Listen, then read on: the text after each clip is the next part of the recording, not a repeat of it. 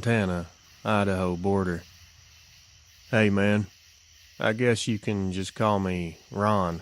That's not my real name, but I'm not trying to get myself fired or dragged into something I don't even understand.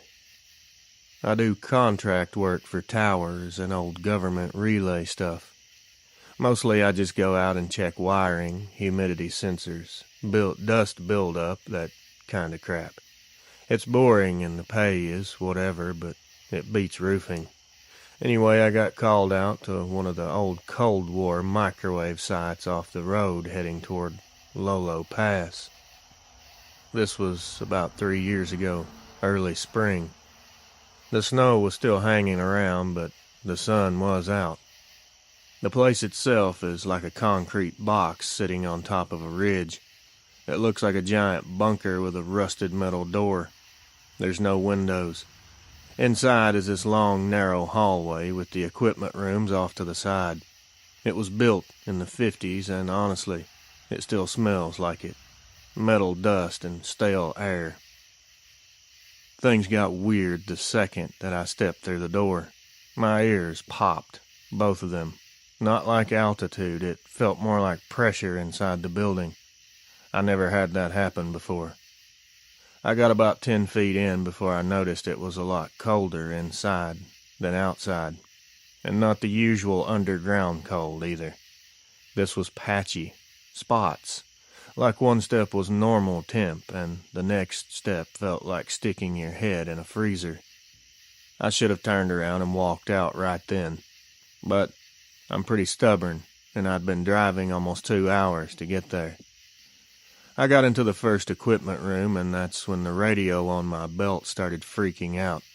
Not picking up chatter, just this soft crackling like someone rubbing aluminum foil. Then it got cut out completely.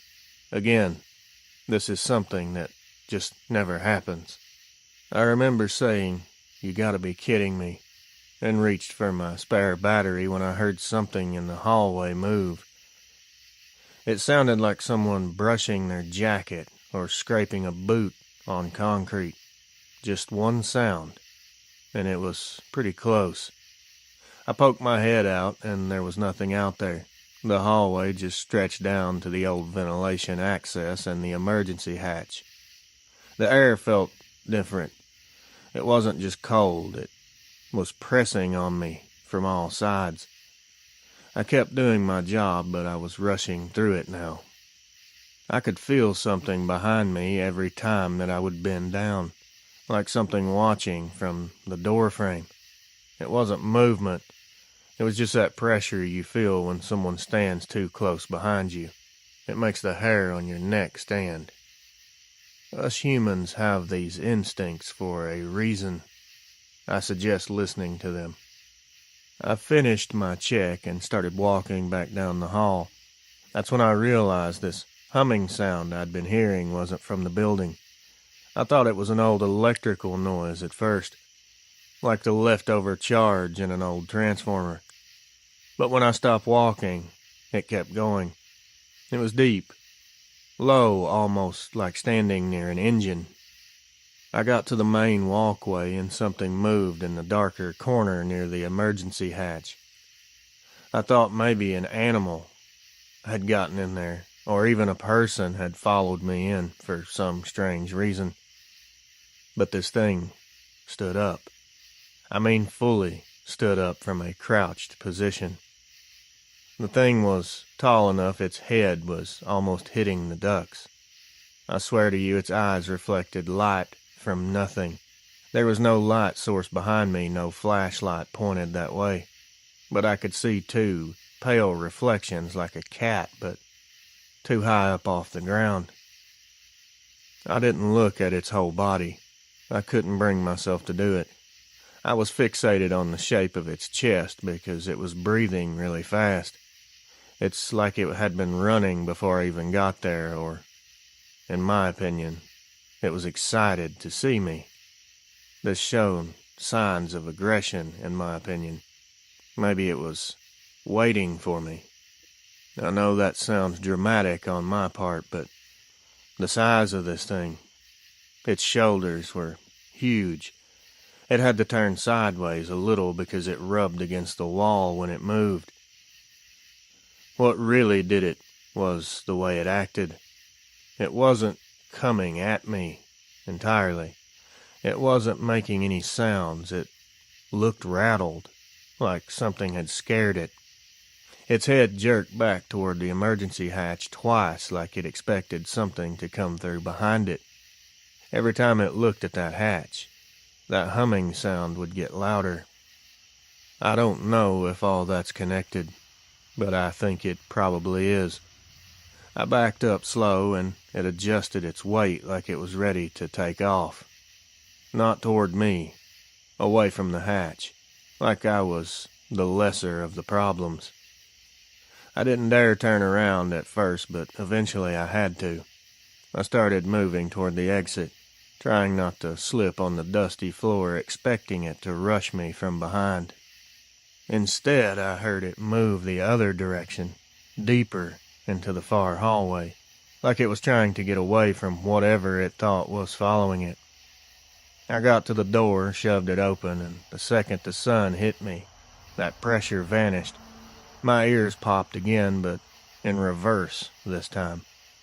I jumped in my truck. I didn't sit there very long, I just drove. I didn't even fill out the sight sheet.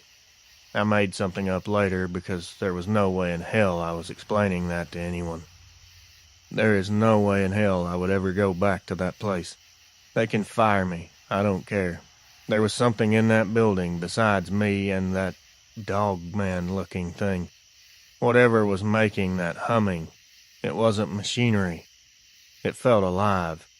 And if that thing, the dog-man, was, whatever you want to call it, was scared of it, I don't even want to know what it was. Anyway, that's it. I know it's weird, but it happened. If you want to use this on the channel, just don't use my name like I asked before. I still work in that area, and people know me well, and they like to talk. Ron. Central Kansas. If you read this, just don't use my last name. I'm not really sure what happened here. I don't feel I have any answers to give anyone. I have questions just like everyone else. I work for a grain outfit in central Kansas. It's a family-run business, elevators mostly.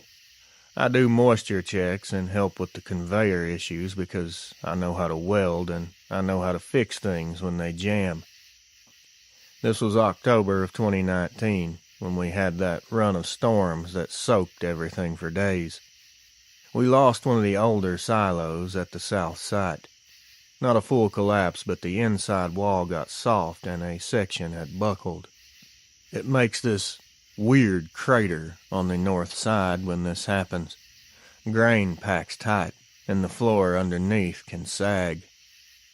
Anyway, I got out there around 6 in the morning because our night guy noticed the readouts dropping and he called me. The air was cold enough I could see my breath. That was nothing unusual for that time of year, but everything smelled weird. It was like wet plywood and sour feed. I've been around bad grain and mold and all that, but this was different. It smelled warm, if that even makes sense, like the air didn't match the temperature. I walked around the crater with my flashlight and spotted where the grain had slid down into the conveyor pit. It looked like something big had pushed its way through. I figured maybe a chunk of the wall fell and the grain followed it down. The hole was deep enough I had to lie on my stomach to shine the light in. Right away, I heard movement. This wasn't scurrying like rats or grain beetles. This was something big, something heavier, dragging across metal. I screamed down, hoping no one had fell in, asking if anyone was down there. I said that because we had a homeless guy climb in one of these bins 2 years back trying to get warm. I thought maybe someone had crawled down inside the conveyor area and got stuck. But I got no answer. I started getting a sick feeling in my stomach like I should call someone else, but I didn't want to get chewed out for delaying the inspection, so I went around the other side to open the access hatch to look in from the catwalk over the pit. The second I opened it, I felt heat roll out. Not super hot, but like stepping into a garage that's been shut all day in the summer. That shouldn't have happened. The air under there is usually cold because it's underground. I climbed down the metal ladder anyway because I'm stupid when I'm trying to prove a point. Halfway down, my flashlight flickered and died. That's not normal because I had just changed it the night before. I had charged the batteries. There's no reason for this to happen. I used my phone light instead, and we all know how strong those are. But I kept going. When I got to the bottom, I heard something breathing deep, like somebody recovering from being out of breath after running. I froze there where my hand on the ladder because my first thought was maybe the homeless guy scenario again. I didn't want to spook anyone. I said, if someone's down here, I need you to speak up. I still got nothing. I aimed my phone toward the conveyor. The belt wasn't running, but the little bits of grain on the metal looked disturbed, like something had slid across them. I'm talking a wide pattern, too. There's no way it was a person crawling. I stepped closer, and that breathing got louder. This did not sound like an animal growl. It was just steady and rough. I don't really know what to compare it to, but I can tell you it was definitely coming out of a big chest. I saw something move behind the support beam. Not a full shape, just a shoulder. It was big enough that my brain did not register it at first as anything that I knew. I should have climbed out of there, right then and there. But I just kept staring because I thought maybe it was a cow that somehow fell in. It sounds insane, but you see enough strange farm accidents and your brain jumps around trying to fit things into normal categories. This thing stepped out a little more. I saw fur sticking to the grain dust, wet in clumps, dark, almost black. Its head was low, like it wasn't standing all the way up. I could see one hand or paw. It was gripping the beam to steady itself. The fingers were long and were tipped with claws that were caked with wet feed. What scared me more than the size of it was the way it was looking at me. It wasn't staring at me like I was prey, not like a cornered animal, which I most definitely was. This thing looked confused and tired, ragged, like whatever brought it down in there wore it out. I didn't move. I couldn't even breathe properly. My whole brain was telling me not to make noise. Then I heard it sniff, once, like it was trying to figure out what I was. It moved, and the metal I heard it groan under its weight. I saw its back rise tall enough that if it stood the rest of the way, it would hit the underside of the catwalk. That's big. And that's when I felt this wave of heat again. It didn't come from it came from deeper in the pit behind it. I swear on my dad's grave, the air moving behind that thing was warmer than a running tractor engine. Like something big and hot was down there, and this animal, Dogman, was trying to stay ahead of it. Its head jerked instantly back toward the dark area like it heard something. The second it did that, I climbed the ladder as fast as I ever moved in my life. I destroyed my shin on one of the rungs, but I couldn't stop. It hurt like hell. I didn't even close the hatch. I just got out and straight up jogged to my truck.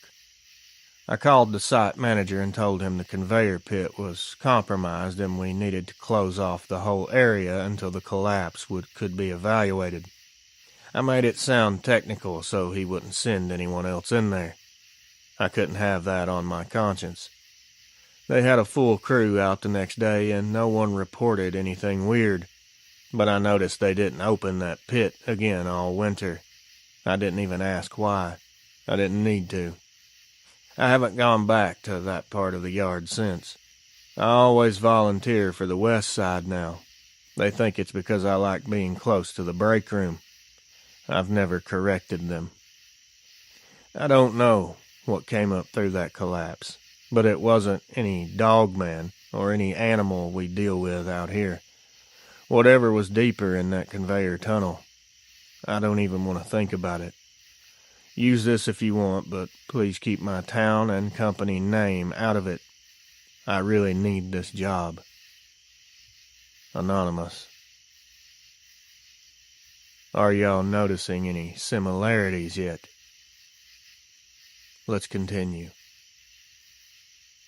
Near Morganza, Louisiana. Morganza? Not sure.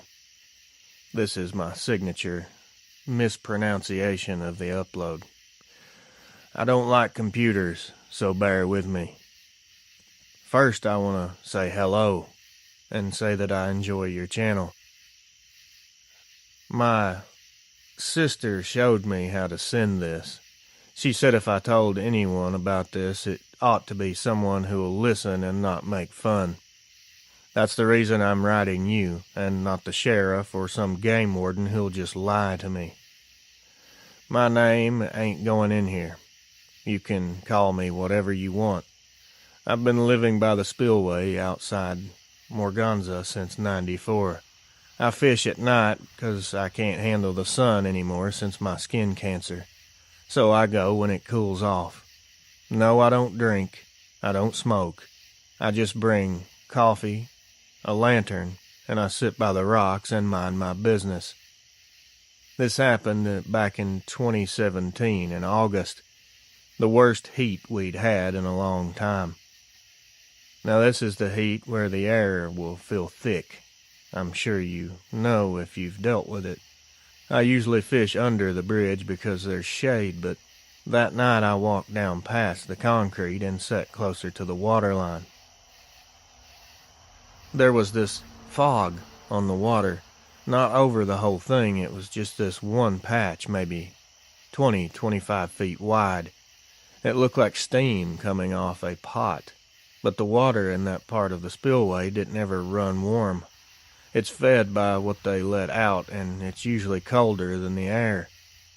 I remember thinking maybe a pipe busted underneath or something chemical leaked. I worked around this stuff enough to know when something don't match the season. I put my lantern down, and the second I did, it flickered. Usually that means low fuel, but I had just filled it. I shook it, and the glass rattled like it was buzzing from something. I thought I heard splashing in that hot fog patch, not fish breaking the water either. It was a bigger disturbance. I leaned forward trying to hear better since my left ear don't work too good anymore. What I heard next damn near made me drop my fishing pole. It wasn't splashing, it was something climbing out on the rocks like hands or claws scraping wet stone. I stood up slow because I didn't know if it was a gator or hog or what. Both get mean if you corner 'em. I held the lantern out and stepped closer, thinking maybe I'd scare it off. That fog rolled a little, and I saw a shape move inside of it. It was tall, taller than any man or animal. It was hunched forward like it was trying to shake water off itself. I couldn't see a lot of details, but I could see the outline clearly. The shoulders on this creature were not normal. They were wide up top and narrowing down too quick, like someone wearing a coat that wasn't made for them. My lantern dimmed again, and that's when it turned toward me. I didn't see eyes at first. I saw teeth. They weren't bared like it was trying to scare me, more like it was breathing hard and its mouth was hanging open. The teeth were long and uneven, like broken dog fangs. That's not much of a description, but that's all I have. It stepped out of the fog just enough for me to see its leg. I thought it was bending wrong because it looked backward, like a deer, but this thing was thick. It put one of its hands on a rock to pull itself up, and that hand was bigger than a dinner plate. Its fingers were skinny and long, nails like old curved bone, but they were black. The part that gives me nightmares most nights is this thing's behavior. The thing was not showing signs of wanting to hurt me. It seemed more shaky, like it was more startled than I was. Like whatever had been in that water with it scared it worse than it had scared me. It made this huffing sound like a big dog catching its breath after running. When it jerked its head back toward the fog like it heard something behind it. On the Bible, the water boiled for a second. Not hard boil, just enough that the steam doubled up like something under there moved.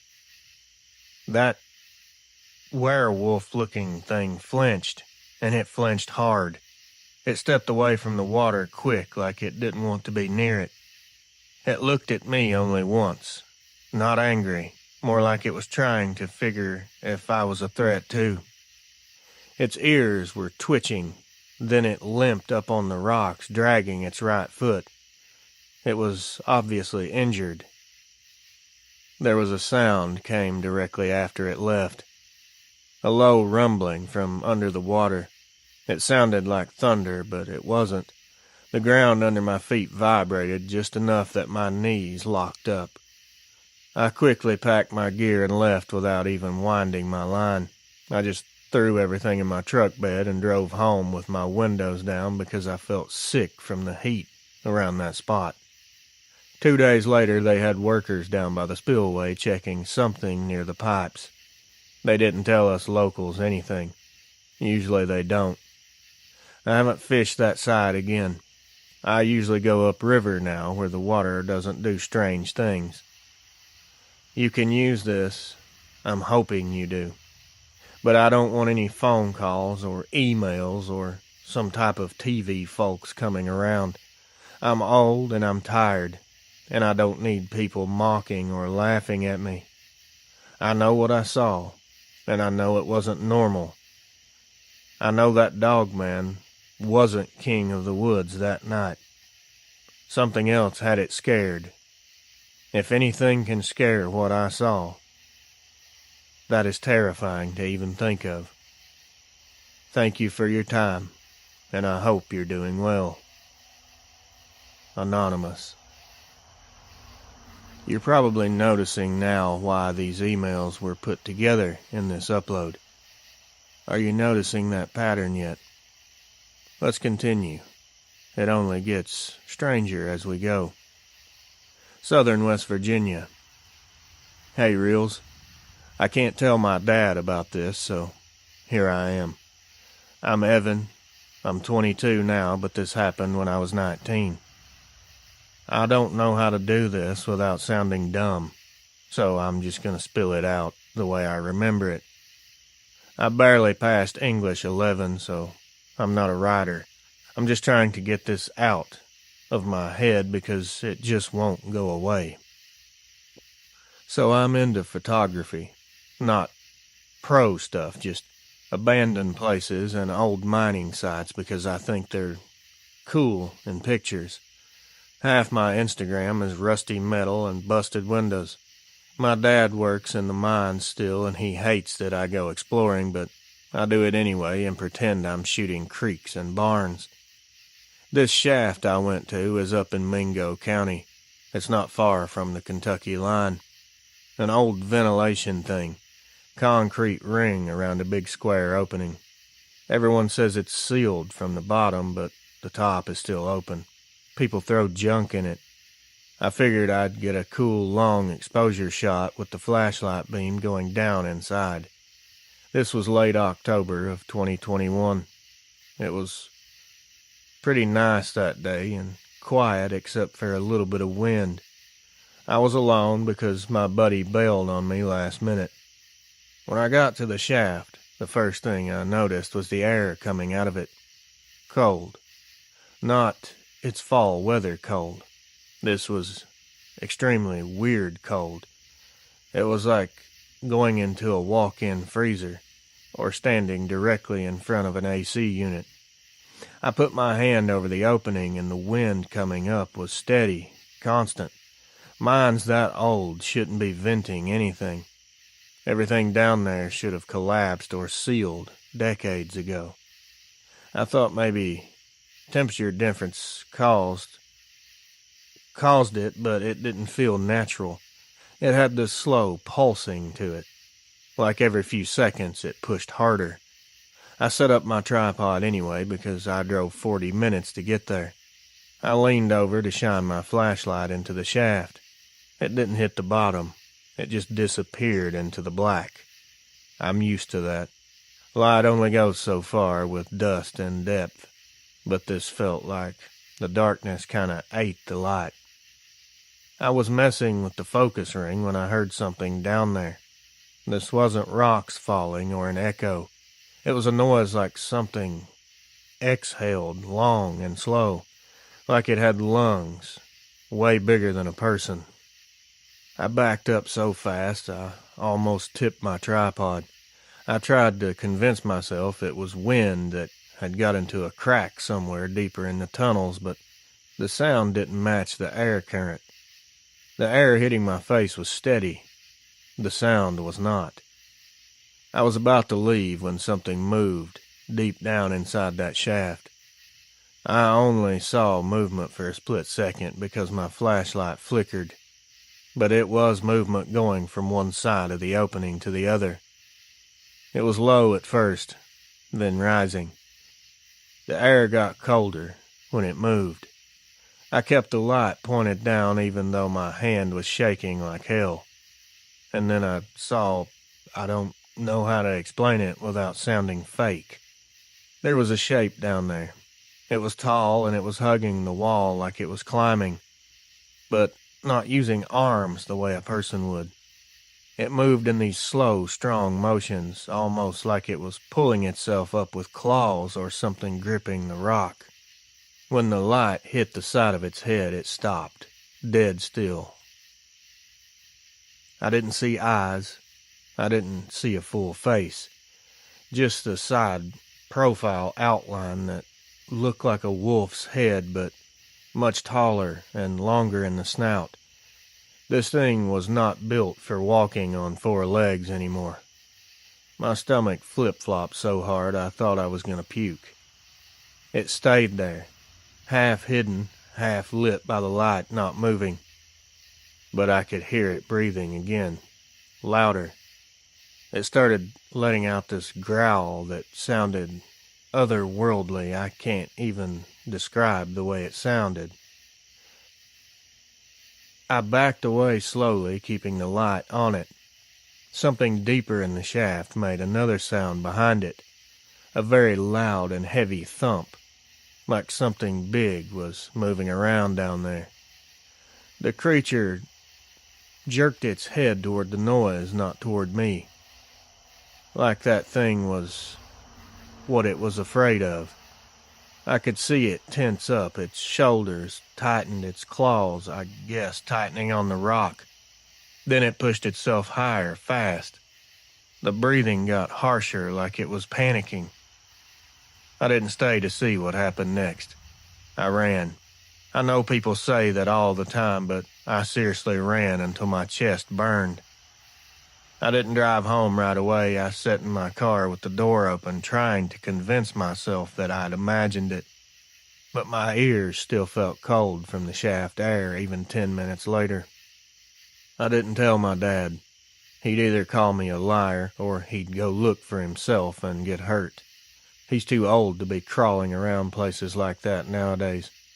I haven't been back out there, although I've thought about it. I stopped exploring shafts altogether. I stick to old buildings now. I don't know if it was a dog man or not, but I know something else was climbing up that shaft and something even bigger was below it. Just don't put my name or town on this. People around here don't exactly respond well to this type of stuff. I don't need any more rumors floating around.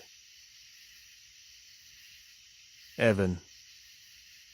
And no, Evan is not his name. It's a name that I just used. Just a random name. Southern Utah Desert. Hey, Reels. I'm writing this on my lunch break, so excuse the spelling. I'm in my mid-40s, and I run maintenance for the comms outfit that handles a lot of the backhaul towers through the southern part of Utah. I ain't supposed to be sending stuff out about job sites, so please, keep names and exact locations out. Nobody needs corporate breathing down my neck. This happened last July, the hottest month I can remember. I was out at one of the repeater sheds off of BLM Road, about 30 miles from anything. No houses, no traffic, just rocks and heat. It's where if your truck dies, you have problems right away. Big problems. I got assigned a ticket because the tower telemetry kept dropping out in short bursts. Not enough to shut anything down, but enough to make the control center complain. Usually that means some critter chewed the grounding strap or a connector corroded from dust storms. I got out there around 5:30 p.m. It was still stupidly hot. The sky was clear. The whole area around the shed smelled like hot tin. If you've ever spent time around metal in the desert heat, you know that smell. Like pennies and dust burned together. I grabbed my bag and walked up to the fence. Right away, I noticed my belt radio started buzzing. It was this weird pulsing hum every couple seconds. It wasn't picking up anything on the channel. It was doing it on scan mode, too, which told me it wasn't interference from a nearby crew. I didn't like that at all. Those radios don't do that unless something is messing hard with the signal. I just shut it off. When I opened the gate, the air felt different on the other side. It was like stepping into a leftover heat from an engine, even though there's nothing out there that makes heat, except the sun, and the sun was dropping. I walked around the shed checking cables. I bent down to look at one of the conduit runs, and I heard something behind the building. It was like something sidestepping or shuffling. I said hello out of habit. You run into hikers sometimes, or the junkie types who think those sheds got copper worth stealing. I didn't hear a voice back. I walked around the corner holding my flashlight, even though it wasn't dark yet.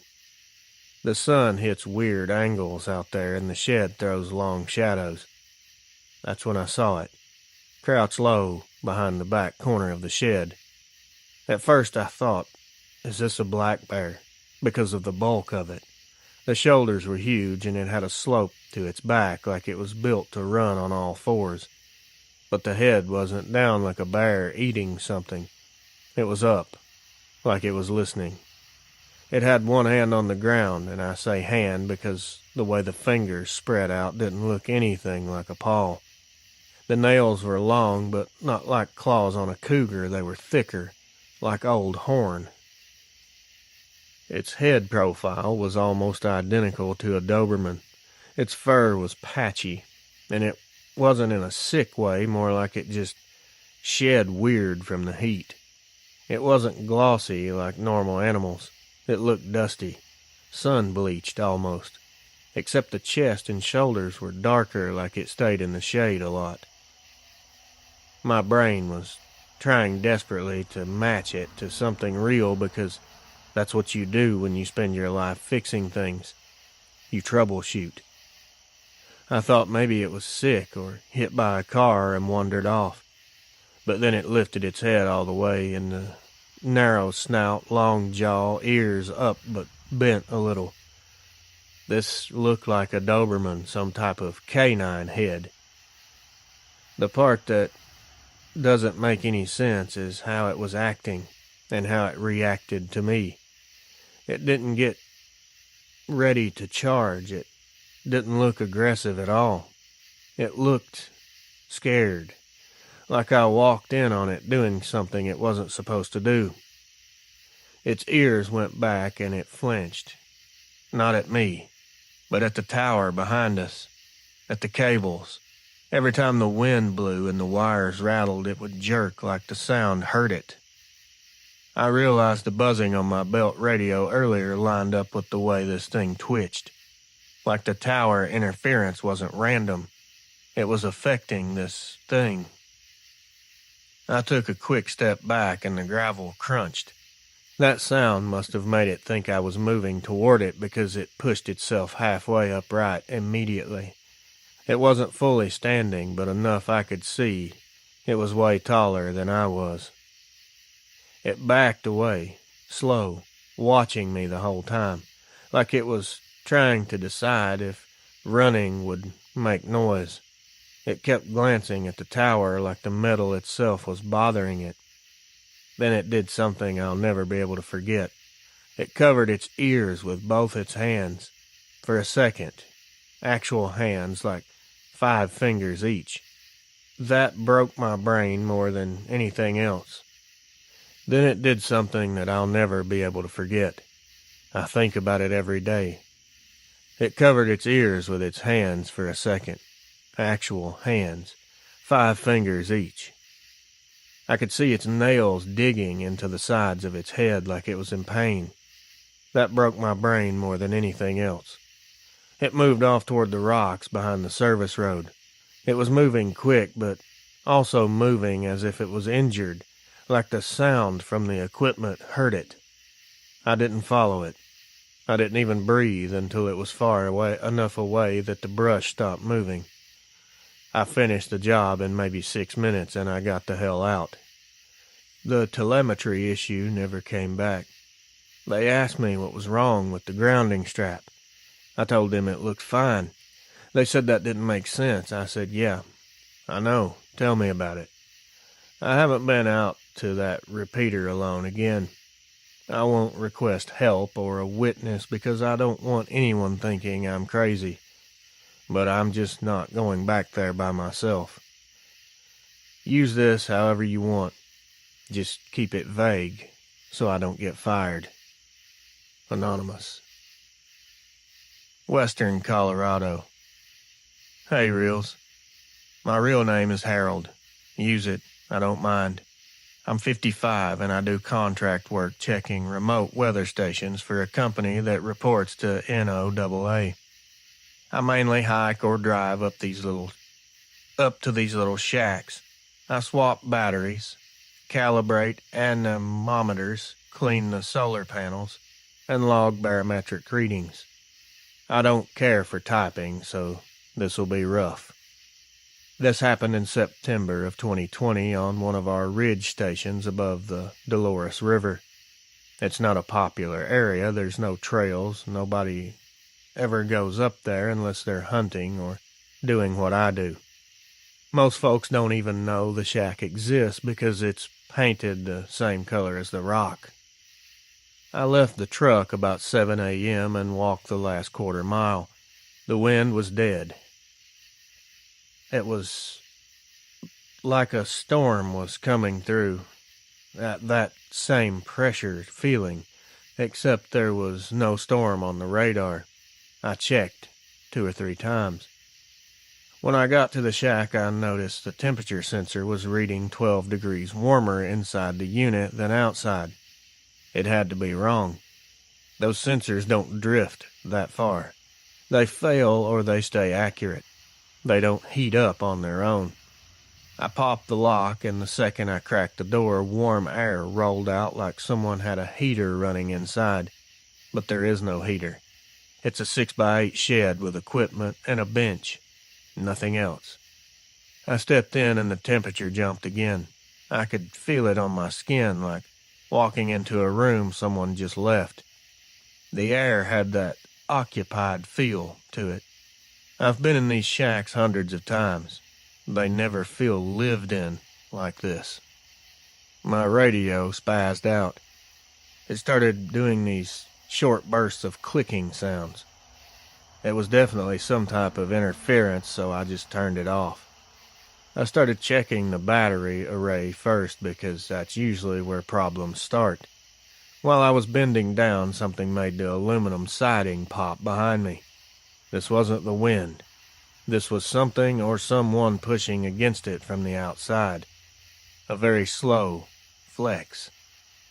I stood still, thinking maybe a deer brushed the wall, but deer don't walk up on ridge plateaus with that kind of quiet. The surface is loose rock. You always hear them. I waited for a bit. Nothing moved. No more crunching gravel, no wind. I told myself it was thermal expansion, even though that didn't add up with the time of day. Then the barometer started ticking crazy fast. The needle hopped like the pressure was rising and falling every second. I've never seen that, not once. The pressure changes are slow, unless you're opening a sealed chamber or something mechanically is messing with readings. I went toward the door to check the external sensor, and that's when something walked past the window. I didn't see a face. I saw part of a back and a shoulder. It was covered in dark fur that looked thick around the neck and thinner along the spine. The height was extremely wrong for any animal that I am aware of. The top of its shoulder passed the lower roof line of the shack window. The only things that size are moose, and we don't have moose up there. It moved slow, like it was trying to not make sounds. I can't explain this. The closer it got to the far corner of the shack, the warmer the air inside felt. Almost like whatever that temperature anomaly was, it came from where it had been. I didn't move. I didn't make a noise. My heart felt like it was inside my throat. The creature stopped beside the vent panel outside, and I heard it start making this raspy, growling sound. It was deep, steady draw of air like something big was trying its best to cool off, maybe. I don't know. I thought it was going to smash the shack in or tear the door, but it didn't. It just finally stepped away. It didn't go far. It was just out of view. The air pressure inside the shack dropped so fast my ears popped, like the whole place inhaled. Then there was this rumbling sound under the ground. It was like machinery miles away, except there's nothing buried up there. It's just bare rock. The creature reacted to that sound, hard. I heard its claws scrape the dirt, and it exhaled sharp like it got spooked. Whatever was under that ridge, that's what scared this thing. Not me, not the shack. That's when it moved off quick. It was leaving fast, like it didn't want to be near whatever was rumbling. I didn't blame it, neither did I. I waited about 2 minutes before stepping out, and when I did, the air outside was cool again. Normal. That was the longest 2 minutes of my life, but I didn't want to face whatever was out there either. There was no tracks I could find. There was too much rock out there for that. It would be impossible to track anything on that terrain. I finished the job in silence and got off the mountain. I swapped assignments with another tech and told him I was having knee problems, so I would have trouble hiking back up there. I'm not saying it was a dogman, or it wasn't a dogman. It could have been. It looked like the description of one. But the thing underground, I have no idea how to explain that. I'm telling you something big and wrong was walking around the weather shack that morning, and something under the ridge scared that thing worse than I've ever seen any animal react. I don't know how to explain this. I don't know what's going on, but I do know that it's highly concerning. That's all I got. Harold. Oregon. Hey, Reels. I've been working on hydro stations most of my life. I'm 48 years old, and I'm not someone you would say gets spooked. I don't believe in nonsense. I've been around jammed turbines, pressure leaks, near misses that should have killed me. Nothing prepares you for half the stuff that can go wrong in those intake tunnels. I'm only sending this because it never leaves my mind. I'm not telling the guys I work with because they'd laugh or ask if I was drinking. I wasn't. I don't even keep beer in the house anymore. This was back in 2016. The station had been offline almost a year. We were decommissioning the old intake tunnel and clearing debris before sealing it up. It's basically a long concrete channel with steel ribs and runoff trenches on the sides. Cold, dripping, stinks in there. Me and another tech were supposed to go in together, but he called out sick, so I had to go in alone. Terrible idea, I know, but schedule was behind, and I don't argue with my supervisors. I wouldn't recommend that if you like your job. Right when I stepped inside the tunnel, I noticed something felt off. Even the echo sounded weird. Normally, every little sound bounces clean. Boots, tools, even your breathing. This echo had thickness. Like the air wasn't empty. Like sound was hitting something softer farther down. I told myself it was because they hadn't flushed the tunnel in months. I walked about 40 yards when my headlamp flickered. Not dead battery flicker. It was a pulse, like hitting interference. I slapped the battery pack and then it steadied out, but the light just wasn't right again after. It kept throwing shadows in the wrong directions. The water in the runoff ditch to my left started vibrating. Tiny ripples. There was no flow, no machinery running. Just weird vibrations from nowhere. It was like something under the floor was moving. I crouched down and touched the concrete. It was warm. Not hot, just warm enough my fingers felt it through the gloves. That tunnel has never been warm, not once. You can see your breath in there year-round. I was leaning down, checking the pipe joints when I heard something farther in the tunnel. It was what I would call a scrape. It was like someone drags their boot heel on concrete, but it was longer, and it sounded heavier. There was more weight behind it. I killed my headlamp for a second to see if maybe it was my light bouncing weird. Big mistake. I heard this sound coming from deeper inside. It was coming from directly in front of me. I turned the lamp back on fast, and for maybe half a second I saw something standing between two of the steel support ribs. I didn't get a perfect look, but I got enough of one I knew right away it wasn't a human. It was tall enough its head almost brushed the upper beam. The shoulders weren't right. It was too high, too rounded. This thing was too damn wide. The fact that its head almost brushed that upper beam was telling me it was over 9 feet tall. The thing wasn't facing me, it was turned sideways like it was listening deeper into the tunnel, like whatever I felt under the concrete. Either this thing caused it, or it felt it too. I didn't move, and it wasn't because I was afraid, it's because I knew one wrong sound would echo and bounce all over the tunnel. You learn that instinct working these places.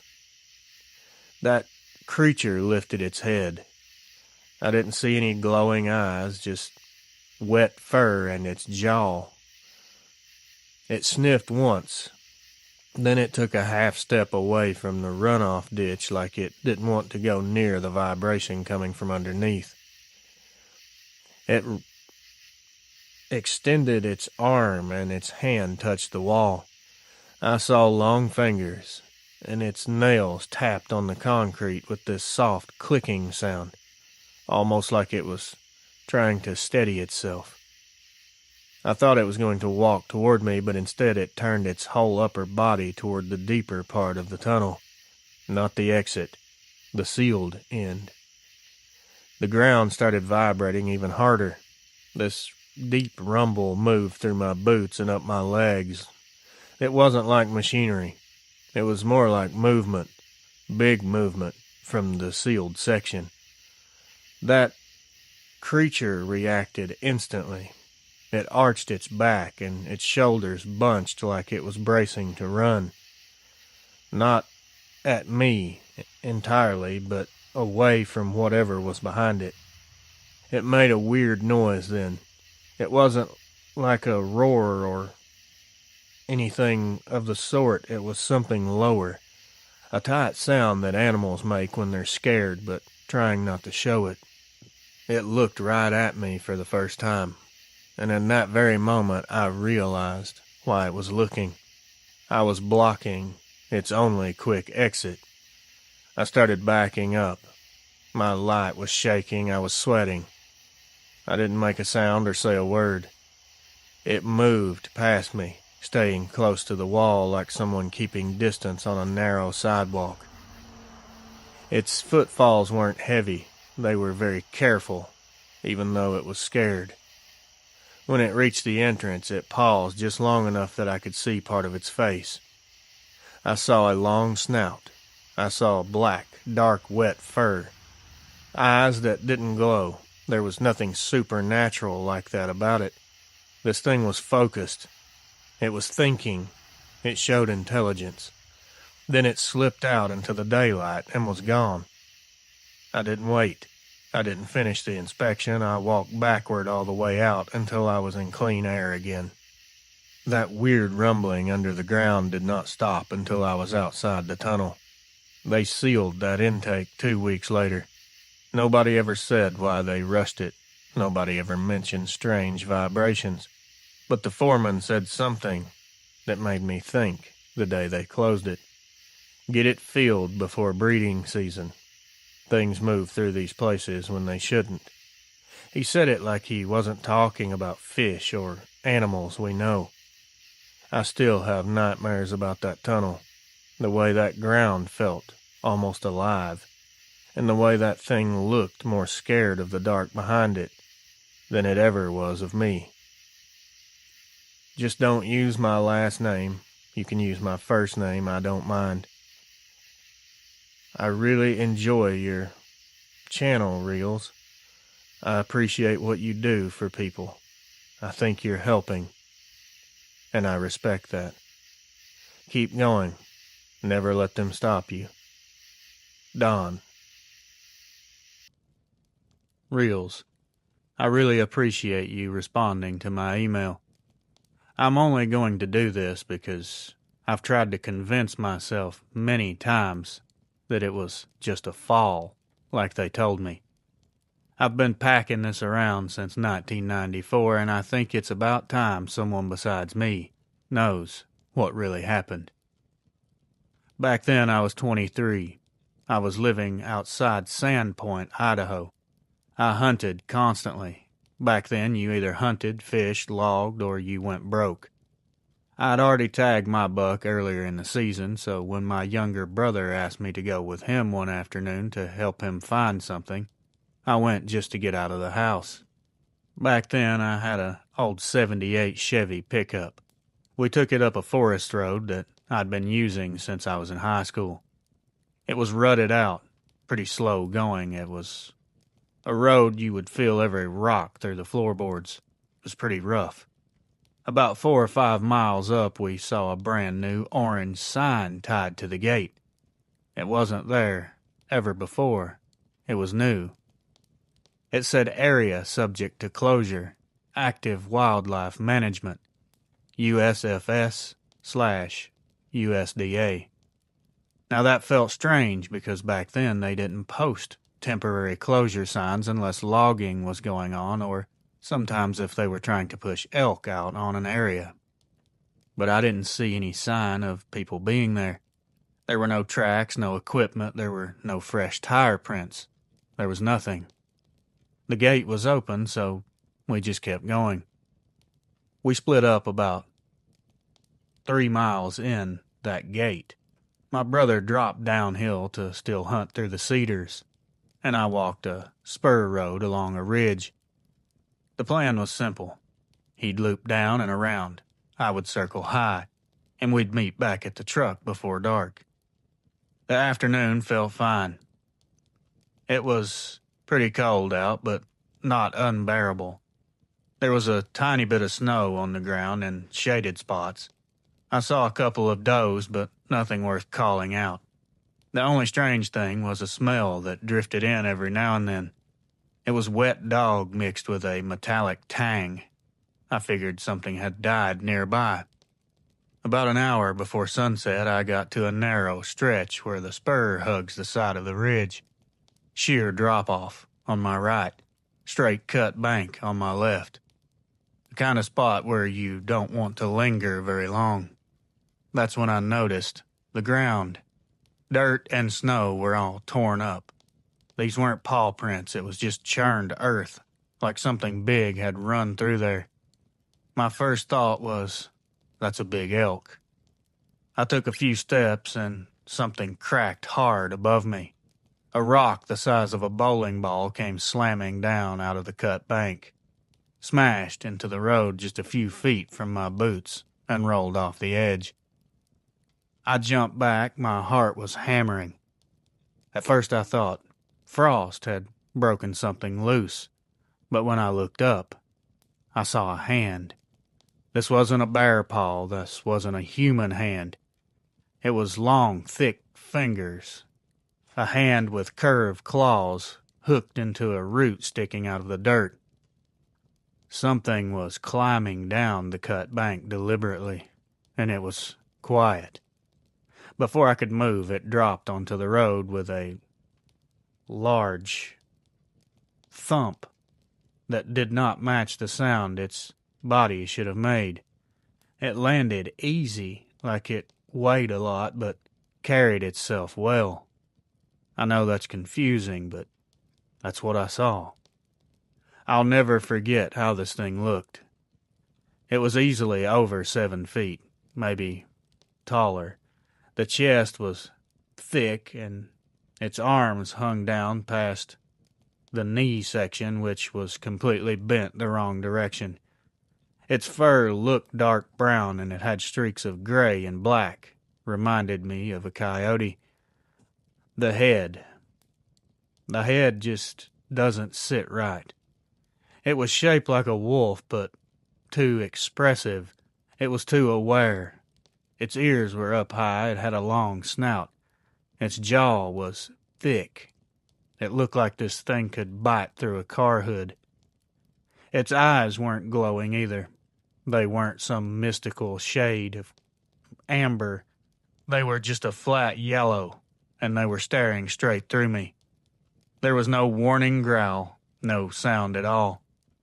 It just stepped toward me fast, faster than anything living should be able to move, especially on 2 legs. I tried to lift my rifle, but there was just no time. It hit me square in the chest with its arm, and that's the last clear moment I remember before I went over the side. I don't really remember hitting the ground. I just remember branches, pain, rolling, the sky flipping in and out. I must have hit my head because everything after that comes in pieces. I remember looking up the hill and seeing it standing on the road above me. It wasn't leaving, it was looking at me, like it was waiting to see if I got back up. I heard something in the distance. It was an engine, an older truck climbing the road. The thing looked toward the sound, almost annoyed that it wasn't going to be able to finish me. Then it dropped to all fours for a step or two, sniffed around my rifle, grabbed it, tossed it into the brush like trash, and then just trotted off along the road, away from the oncoming engine. That truck definitely saved my life. Anyone that says these things are friendly or they're not out to harm us, think again. The next thing I remember is voices screaming, a flashlight in my face, and being lifted onto a backboard. My ribs were on fire, my shoulder felt like it had been torn halfway off. Someone said he's alive, and someone else said, don't let him move his neck. I tried to tell them something hit me, but they just said don't try to talk. When we reached the hospital, they told me I had 3 broken ribs, a dislocated shoulder, a concussion, and a ton of cuts and bruises. They kept saying I fell. I kept trying to explain I didn't fall, I was hit. No one would write that down. The next morning, this is where it gets really strange. A man came into my room wearing a plain jacket. There was no patches, no USFS badge, there was nothing. He introduced himself as working with Wildlife Services. He gave me no name, just that. He carried a small notebook, not the kind a doctor would use, an old leather backing thing. He said, walk me through what you think happened. I told him everything. The hand, the rock, the creature dropping onto the road, the hit, the fall, everything I could remember. He did not write a single word of it down. When I finished, he told me, given where you were and the ground conditions, you most likely were charged by a black bear. It happens fast. People get confused. I told him I knew what a bear looked like. I'm not stupid. He gave me this small, tight smile, the kind that doesn't reach the eyes. You took a heavy hit to the head. Your mind is going to fill in the blanks. The important thing is that this will be documented as a bear incident on federal land. That way, everyone stays out of trouble. You shouldn't have been back there. That's all he kept talking about. We had ignored the gate. He was angry because we had passed by that sign. Everyone, not everything, everyone stays out of trouble. He then asked for my clothing, said they were contaminated with biological material, and they'd dispose of them properly. That phrase just stuck in my head. What the hell? Biological material. Like I'd fallen into a vat of chemicals. He didn't ask. He expected compliance. Later, when my brother came to see me, he told me something worse. When he got back to the truck that night, the entire pull-off was lit up with vehicles. A county sheriff's Bronco. There were 2 dark Suburbans with no plates. A white utility truck with a tall camper shell and a long antenna.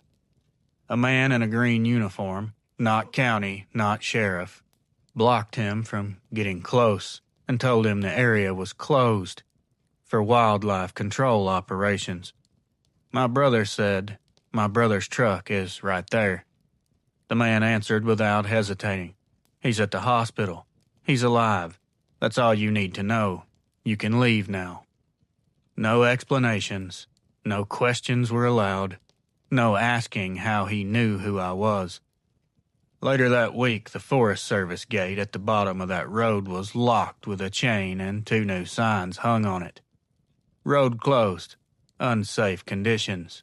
No public access. Federal operations. No storm, no slide, no reason. A retired game warden, my uncle knew, told him quietly over some coffee, not in uniform, of course, that my incident had been classified differently. And it was being handled by people above his pay grade. Then he told him I was lucky that I walked away. He didn't say walked away from a fall, he said he. Like they knew what it was. It's been almost 30 years now, and all I can tell you for sure is this. What hit me was not a bear. What I saw was not a hallucination. And the men who showed up afterward did not act confused. They acted prepared. Like they'd been waiting for something like that to happen again. Appreciate it. Anonymous. Northern Idaho. Incident 1994. Hey, Reels. My name is not something you'll need, I don't think. If you end up reading this, you can just use my grandpa's name. He's dead and gone. Just call me Harlan. I was 28 when this happened, and this was back in 1982, so you can imagine how long I've dealt with this. I don't live in Mississippi anymore, and I doubt I ever will again. I left 6 months after this incident, and I never went back for more than a weekend to visit my family. I'm telling you this because my wife says talking about it might help, but I don't think she realizes it wasn't the creature that ruined me. It was what happened after the sighting. It's hard enough to see something that isn't supposed to be real, but seeing what comes after is much worse. Back then, I lived in a little town outside of Hattiesburg. I worked nights at a sawmill, and most of my buddies were from either the mill or the volunteer fire department. My closest friend was a guy we'll call Wyatt. He was a year older than me, ex-Army. Now this guy could fix anything with duct tape and a pair of pliers. He and I spent most weekends frog gigging or spotlighting hogs off old county roads, back before private land was locked down tight like it is today. It was a hot July night. The air was thick and we were driving a dead-end road past Purvis. The whole plan was just to blow off steam, drive some dirt roads, drink some beer, and shine the ditches for hogs or coyotes. Both of us were off shift, and we were tired of smelling like chainsaw gas and sawdust. The sun had already set when we got onto the gravel stretch. There was nothing that I would say was unusual that night. The humidity was so heavy you could chew it. The first weird thing that I can recall was the radio started hissing. It was not antenna static. It was a deep, low interference buzz that rattled the dash. Wyatt smacked the radio a few times with his hand, said something about cheap wiring, but the static did not stop. It just got louder. 5 minutes later, the temperature inside the car dropped. I don't mean it was a cool breeze. It got cold.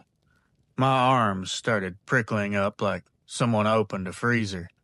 I even wiped the windshield thinking maybe fog was building on the inside. It wasn't. Wyatt finally said, Did I ever tell you I hate this road?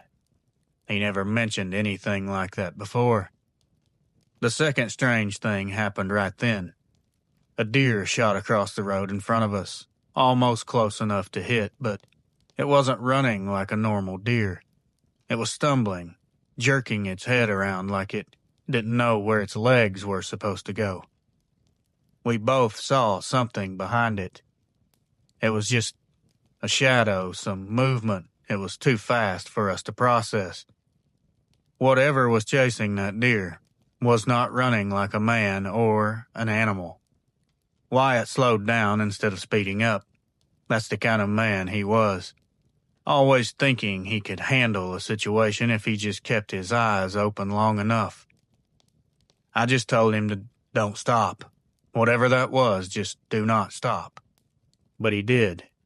He rolled forward, slow, shining the spotlight across the ditch. The beam hit the eyes first. I saw a set of the widest set, deepest eyes that I've ever seen in my life. They were tilted forward like they belonged to something that built to stare through your soul. The beam slid down and hit the shape. I've been trying for 4 decades to explain this, and the only way I can put it is this. It looked like a wolf stood up on legs that did not belong to a wolf, but a person.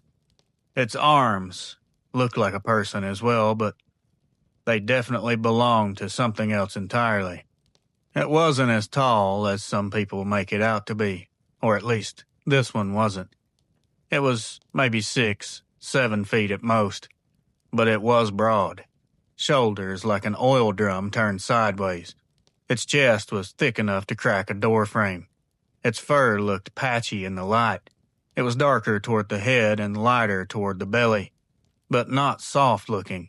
It was coarse, like winter coat fur on a coyote, only a lot thicker.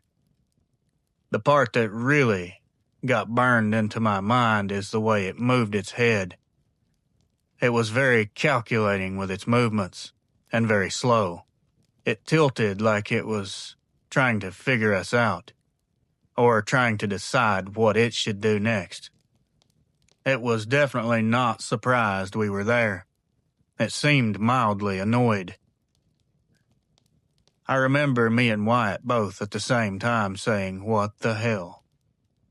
That thing lifted one arm, not like it was going to attack, it just raised it slightly like a person shading their eyes from the light. When it did, I saw its stomach fully, and something inside me dropped like falling down an elevator shaft. It took a step toward the car, and that was the end of it for Wyatt. He slammed the shifter into reverse without saying a word. He took off, pretty sure it was on the floor. The whole vehicle shuddered, and we fishtailed backwards down the road. When he finally got traction, he threw it into drive and floored it again. That should have been the end, but it was not. Because as soon as we hit the paved county road again, two headlights flipped on behind us. Bright, perfect circles like whoever owned them had been waiting with their engine off, watching. A dark sedan, an older model, big-bodied, maybe a Crown Vic or a Caprice. It's hard to tell in the dark. It didn't chase us at first, it just followed us. There were no sirens, no flashing lights, just that steady, creeping tail. Back then, of course, we didn't have cell phones. The only plan was get to town, get near other people, and catch our breath. About a mile from the city limits, the sedan flashed its high beams once. Only once. Wyatt slowed, thinking maybe it was a sheriff's deputy. The sedan passed us immediately, pulled sideways across the road, and blocked the lane. Two men got out. Not locals. These weren't cops or deputies. They weren't anyone from Lamar County, Forest County, or anywhere nearby. They were wearing dark suits, white shirts, no badges I could see, no credentials. They didn't have hats. They were both clean-cut, one was older, one was younger. They walked straight to the driver's side of our car. The older one tapped the glass with a knuckle and said, "Turn off the engine, boys." Not gentlemen, not fellas, boys, like he already knew our ages. Wyatt rolled down the window maybe an inch. He said I didn't do anything wrong, and who are you anyway?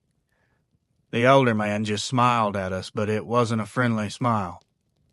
"You two were on County Road 418, he said. It wasn't a question either. "Yes, sir," I answered him. I don't know why I answered. Something about him made it impossible not to. He said there's been an incident. Wildlife, you hit something and lost control. "No, we didn't," Wyatt said. Before he could say anything else, he got cut off. The younger man stepped closer, leaned down, and said through the glass, "You hit something. That's what happened. Do you understand?" His voice was smooth, practiced, like he'd said that same line 100 times before. The older one stepped in and added, "There's going to be a report. Your vehicle will show damage. You will confirm it was a guardrail. You will not mention anything else." Wyatt opened his mouth to argue. I kicked the back of his seat. A warning to shut up. I knew we were in a situation that we could not weasel out of easily. Something about those two made every instinct in me scream, "Don't push these guys." The younger one leaned down farther. "Is there anything on your person that does not belong to you? Anything you picked up, touched, photographed, or removed from the scene?" This was 1982. No one had a camera on them. No one took souvenirs. We both just shook our heads, just not knowing what to think. They stepped back, and the older one said, "Good, go home." Don't drive this way again, and if you're smart, you'll forget the part you think you saw." He added something that still makes me sick. "It wasn't meant for you." They got back in their sedan and pulled off the road and let us pass. Wyatt didn't speak for 10 minutes. When he finally did, he said we didn't hit a damn guardrail. We just drove the rest of the way home in silence. The next morning, his Ford had new scratches along the driver's side. They were deep, running front to back. I hadn't noticed them the night before. He swore they weren't there earlier in the day. 2 days later, a deputy stopped by his house and handed him a typed-up report from a form with the words, "Single vehicle incident, minor damage, cause, guardrail impact." We never gave a statement. We never filed anything. We never spoke to any sheriff's deputy. But there it was, already written out, handed to him like a courtesy. Wyatt burned that paper in a coffee can behind his house. He died in 2017 of a heart attack. Never once told a single soul outside of me what we saw. I don't know what that thing was, but I know this much. The thing on that dirt road wanted the deer, not us. The men in the sedan, they were there for us. And they made damn sure we understood that neither the creature nor whatever followed behind it was supposed to become public knowledge. Harlan, 1982, Mississippi. Hello. My name is Bill. I'm not proud of how I handled myself during all this, and if anyone from my family hears this, I'd rather they not recognize the name. This happened back in 1978 when I was 24. I was hauling oil field equipment between Douglas and Gillette, Wyoming. Back then, the roads weren't anything like they are now. Long stretches with little to no traffic, no houses in sight, just open country and wind that could push a 2-ton truck sideways without an apology.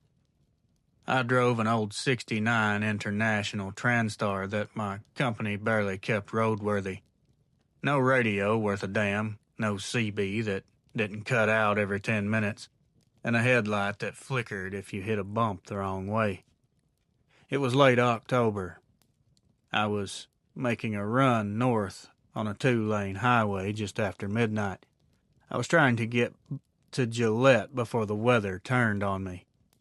The wind was dying for no reason, and the quiet became its own kind of warning. About 20 miles north of Douglas, I saw something lying on the shoulder. At first, I thought it was a cow because of how big it was. I got closer, and it got bigger. I thought it was a horse. Then I realized it wasn't either. It was a bull elk, a big one, lying crumpled on its side like it had been slammed there. The weird part was the body angle. Elk don't fold up like that from a car hits. I'd seen enough roadside kills to know the way legs bend when a vehicle clips them. The elk looked dropped, like something had lifted it straight up and just threw it down as hard as it could with some kind of strength I can't even understand. I slowed the truck and rolled the window down. The cold cut through me like a blade. I could smell something. Fresh iron, dirt, wet fur. That was normal enough for an animal kill, I suppose. What wasn't normal was the way the elk's neck was completely twisted backward, almost completely around. No way a car did that. As I inched past, my headlights caught movement on the far side of the ditch. Just a shape at first. It instantly stood up.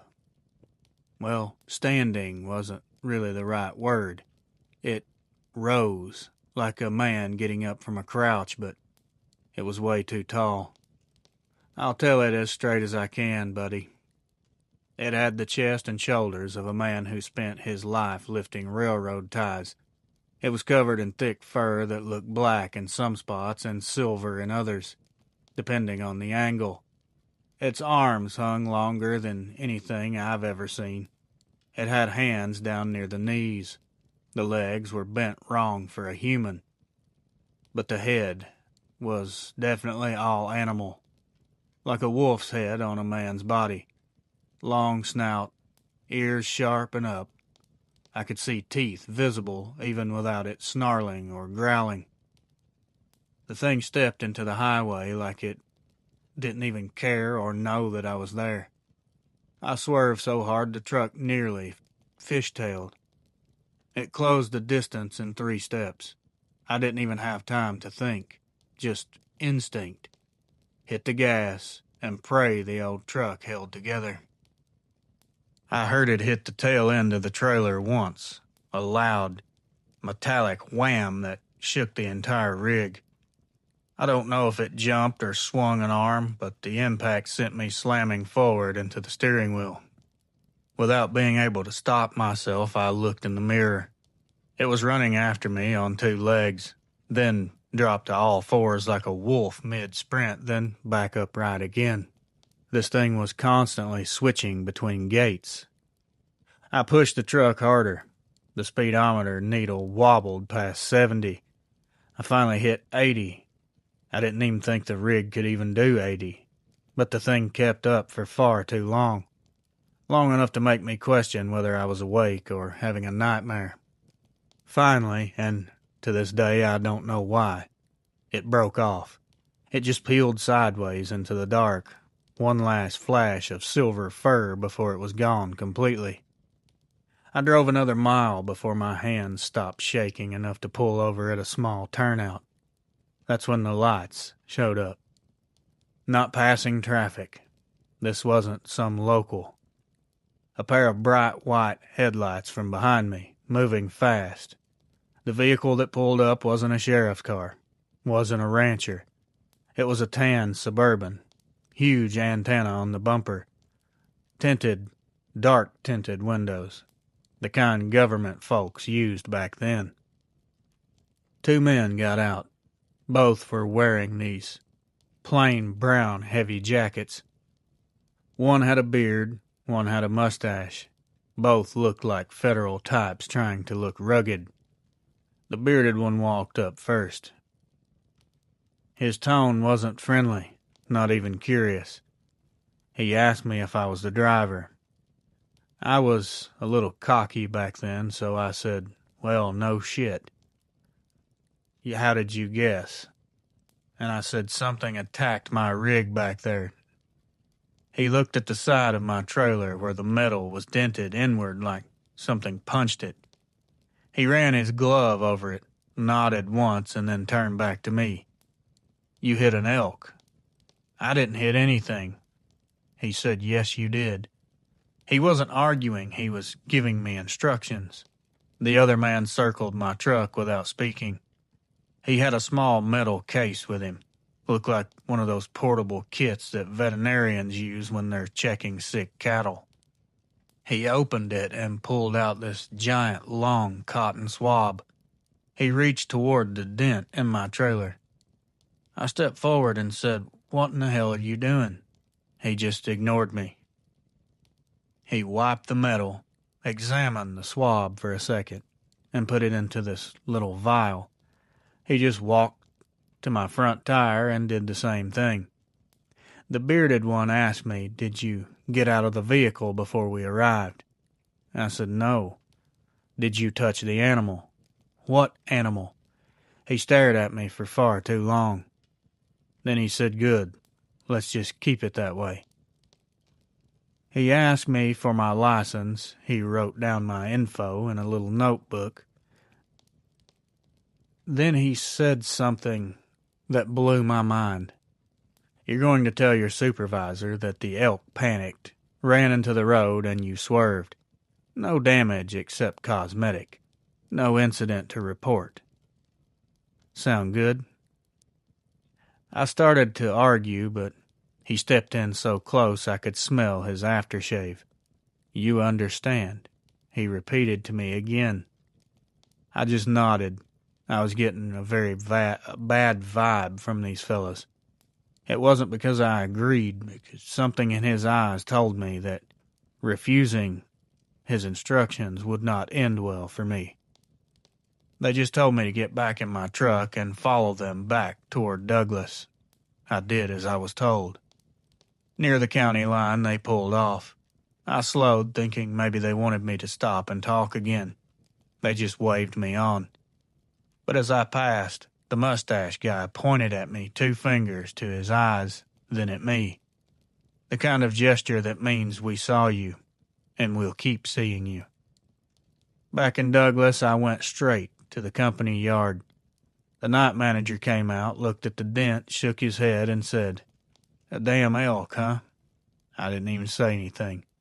He handed me paperwork someone had dropped off earlier that night. It was already filled out. It was signed at the bottom, D. Wilkins, Field Supervisor. We didn't have a field supervisor named Wilkins. I still have that paper somewhere. My rig was taken out of service for 3 days for inspection. When it came back, the dent was gone. Replaced panel, fresh welds, scratches had been buffed out. No one even said who fixed it. There was no invoice, no explanation. I asked the mechanic what he thought the damage looked like. He just shrugged and said like something hit it. From the side. Hard. And he looked at me close and said, "Too damn hard for a deer." Then he shut up, walked away, and didn't talk to me the rest of the week. 2 months later, a different supervisor called me into his office. He said a man from a federal office had asked for my work schedule, wanted to confirm where I'd been the night of the incident. Then he added, "They told me not to quiz you about it, so I won't." That was all I needed to hear. In 1979, I quit trucking and moved to Montana. I haven't driven a rig since. Whatever ran into my truck that night, whatever chased me down that highway, the government didn't want me to know what it was, and they sure as hell didn't want me talking about it. For years, many years, I didn't know what it was. But in the past 10 years, I've finally come to realize that was a dog man. I'm sure of it. Thank you for your time. Bill, Wyoming, 1978. R.A. I was 31 when this happened. I'm pushing 65 now. I've never told a soul, except my wife, and she still won't talk about it. This happened in the fall of 1989 up near Umcumgagray in western Colorado. Back then I worked for the county road department, doing everything from plowing to maintenance on the mountain pull-offs. Hunting was the only real hobby I had. Elk, mule deer, didn't matter. If it was in season, I was in the woods before the sun ever had a chance to come up. My encounter, I don't even like calling it that. It feels like it wasn't an encounter. It was a predation attempt, and I was the one being sized up. I'd set up a little wall tent on a ridge I liked, maybe a mile off a road. This place you could only reach on foot, no ATVs back then. I hiked in the day before to get an early start on what I hoped would be a 3-day elk hunt. That evening was quiet. It was too quiet. It wasn't no animals quiet, just this strange sort of emptiness in the air. Like noise just couldn't cross the tree line. It was very strange. I've never experienced it before that day, nor after. I cooked some beans. I had a small cup of whiskey. I rolled out my bag and tried to settle in. The moon was bright that night, and at around 2 in the morning I woke straight up like someone had jolted me. I wasn't dreaming. I wasn't hearing a sound. It was just a bolt of cold running through me like a warning. My first thought was mountain lion. I'd been stalked before. You feel that instinctive tension like prey. I slipped my boots on, unzipped the wall tent part way, and listened. I heard not a sound. The wind wasn't even blowing. I started hearing a soft crunch of ground about 50 yards off, or so it sounded. I grabbed my flashlight, one of those old heavy mag lights that doubled as a club. I stepped out slowly. The moment I turned that light on and shined it past the trees, something was crouched downhill from me. It didn't seem to be trying to hide. It was just sitting there. Its outline didn't make sense at first. It was too big, too tall, too broad. The head was too narrow, too long. The eyes, they didn't shine like a animal's eyes. They reflected differently, flat, pale, almost like the pupils were wide open and swallowing all the light. This thing never blinked. It never flinched. I remember whispering to myself, "That's not real," over and over. Then I watched it stand all the way up. It wasn't like a man, or what some people would say is a bear. Something in between that was built stronger than both. The legs bent forward, then straightened completely. The spine uncoiled upward. The silhouette went from crouched to towering. This thing was over 8 feet, if it was 3 inches. It took one step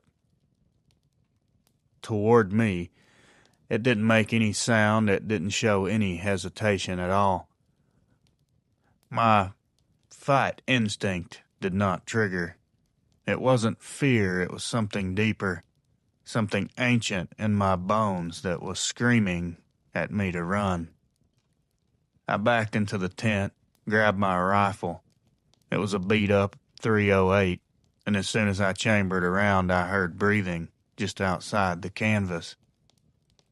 Just this low, rhythmic inhale and exhale, like it was almost smelling the air through the tent wall.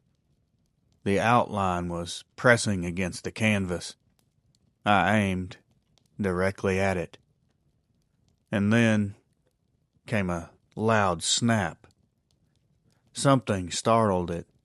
It turned quickly, letting out a growl that I will take to my grave.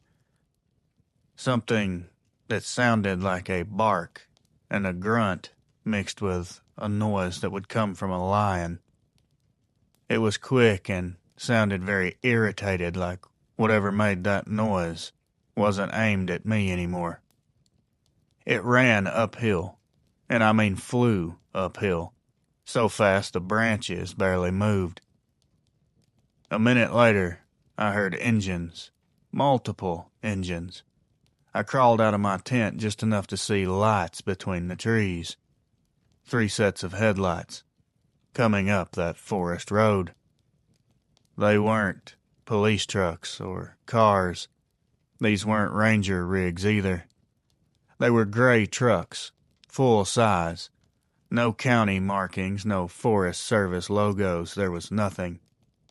One had a big metal storage box in the bed.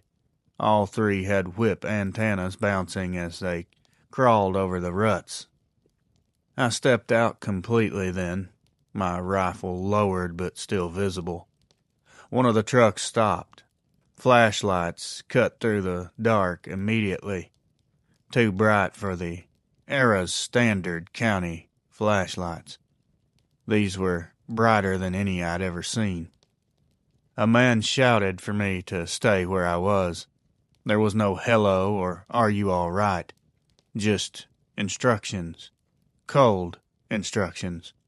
4 men stepped out. Heavy jackets.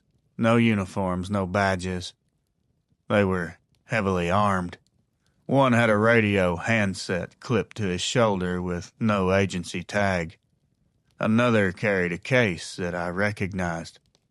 It was a tranquilizer case, the same kind that wildlife services used for problem bears. but these men were not wildlife services. The one in front, he was maybe in his 50s. He walked up with a practiced calm. He said, "You need to pack up your things.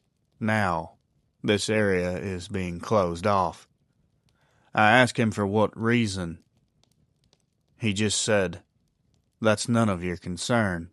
Just know that it's being closed, and you need to go." I pointed downhill and tried to tell him something was out there, but he cut me off. "You were not harmed. That's what matters." The other man, the one with the tranquilizer case, walked past me without even looking up. He was shining his own light at the tracks around my tent.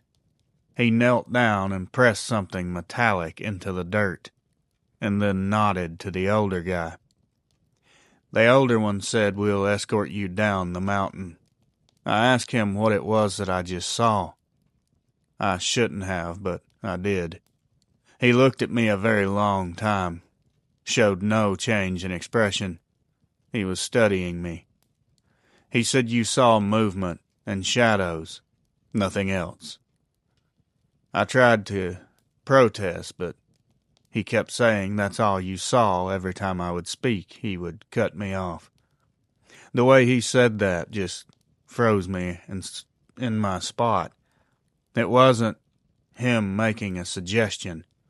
It wasn't encouragement. It was final.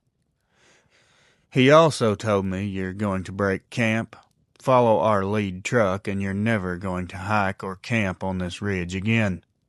Understood. I asked if something was dangerous out here, even though I knew 'cause I'd just encountered it. It obviously did not want to sit by the fire and make s'mores with me. That was a given. But I never got an answer from him. He turned and told his men, "Mark it and sweep until sunrise." They all quickly fanned out with their equipment that didn't look like anything state or federal hunters used back then. They were carrying long metal rods, what looked like antenna grids, and a bulky device one man wore on his chest with a blinking red light. I still have no idea what that was. I can only assume it was some sort of tracking device. These guys knew something. They just popped up out of nowhere. They had to have known what this creature was, and they almost had to have had some sort of tag on it. If not, how would they have arrived so quickly? None of it makes any sense, really. I was informed to not speak about this to anyone, that this is not something the public needs to be confused about. Accidents happen when the wrong people talk. He told me, "Consider yourself lucky." It was distracted before it finished. I nearly dropped my gun and had to pick my chin up off the ground. He didn't even ask what it was. He didn't deny anything. He didn't even soften it. He simply acknowledged that whatever stalked me was known to them, and that I lived by chance. At dawn, they escorted me down the mountain, one truck ahead and one behind. When we reached the gate, they stopped me and handed me a folded piece of paper, typed, official-looking paper. It said, "The closure was due to hazardous wildlife conditions. No recreational access in the future." It had no signatures, no contact info, just that message. A week later, the gate was padlocked and a brand new sign went up. All it said was, "Area closed. Do not enter." And there was another sign that said something. I can't really recall the exact thing, but I remember something about eradication program. I never camped in Colorado again. I never set foot on or near that ridge. I never forgot what happened that night. Who would? I never forgot the man's final words before they sent me home either. He told me the next time, if there was a next time, it might not lose interest so easily. He kept telling me how lucky I was and how most people don't walk away from these situations. I don't really know what to make of all this. I've never known how to answer my questions. I don't think anyone else can answer them either, but people need to be aware of what's going on around them. The world is not as it seems. Colorado. Reels. I'm very happy that you informed me that you would be putting my email up on the channel. I think people definitely would want and need to hear this. You can call me Paul D. I'm 72, and this was when I was 22 back in the fall of 1975. It was outside Bedford County, Virginia. Of course, there were no cell phones, no GPS. It was just me, a cheap Winchester, and a gas lantern that never stayed lit long enough. I should say this before anything else. I didn't go into those woods looking for trouble. I wasn't hunting, I wasn't camping. I wasn't even supposed to be there. I was a mechanic back then, working out of a little cinder block shop behind my dad's house. A local farmer hired me to tow out an old Ford pickup that had gotten stuck off a fire road. He said it was just off a logging spur he used occasionally. He told me the truck had been sitting there for a week because every time he tried to get close, he would encounter something, some type of wildlife, something big that he couldn't describe. Said it was moving in the timber, but he would always get spooked and leave. I didn't take that seriously. People exaggerate when they're frustrated or scared.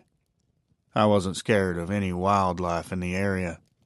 So I drove out on a Friday around sunset, pulling my dad's old tow dolly behind my GMC pickup. The sky was already starting to darken, and the weather seemed to be changing. The December air was a bit cold. I remember it well. The fire road was pretty narrow, and it was all rutted out, overgrown in most spots. There were no tracks, no tire marks. The farmer hadn't been lying. Nobody had driven it in some time. The first hint of trouble was how quiet it was. I know you hear this a lot, but this is something that people should pay attention to.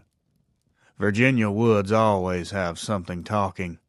Owls, dogs off in the distance, but on that night, there was nothing. I found the farmer's truck exactly where he said it would be.